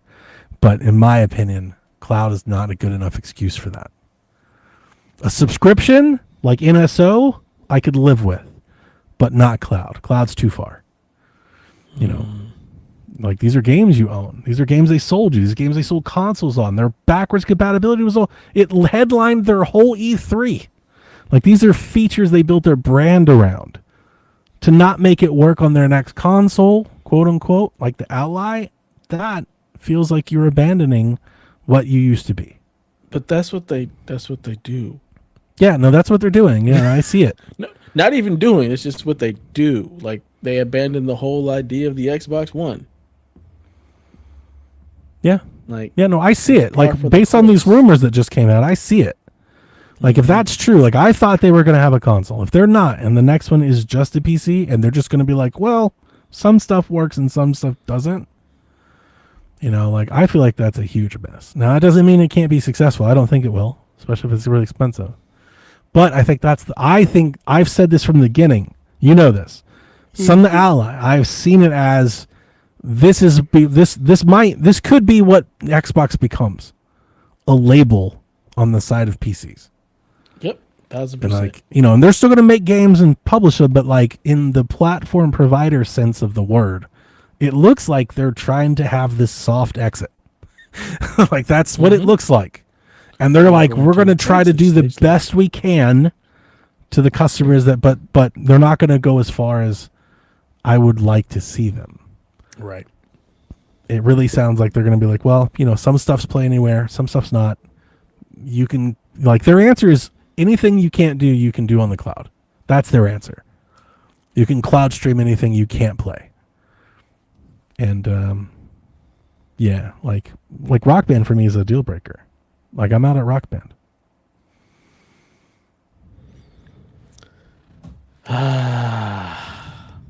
Xbox. Now, Thought we knew you.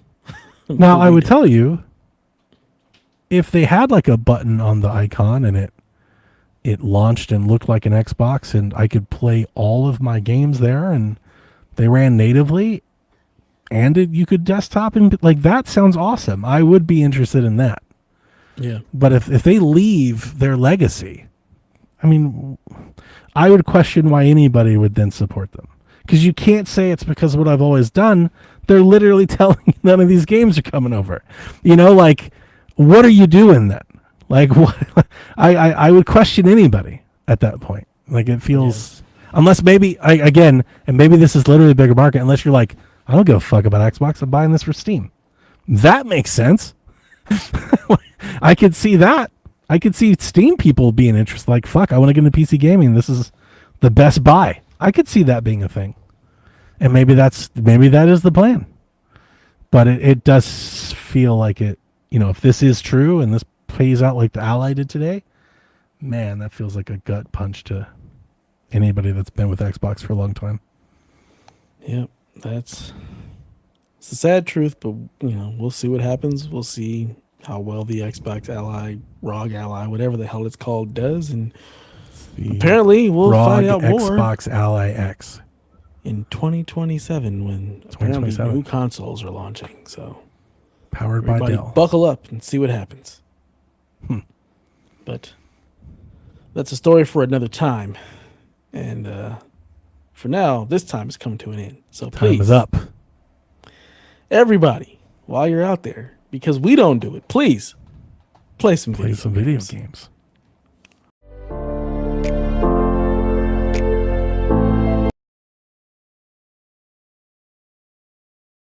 Nobody's sleeping in the middle of the bed. The middle of the bed is only where you do the business. But when everybody's ready to sleep, it's the side of the bed that can't be beat. It's the middle of the bed where lovers meet. But when it comes time to slumber, it's the edges. Ooh, ooh, ooh, the edges.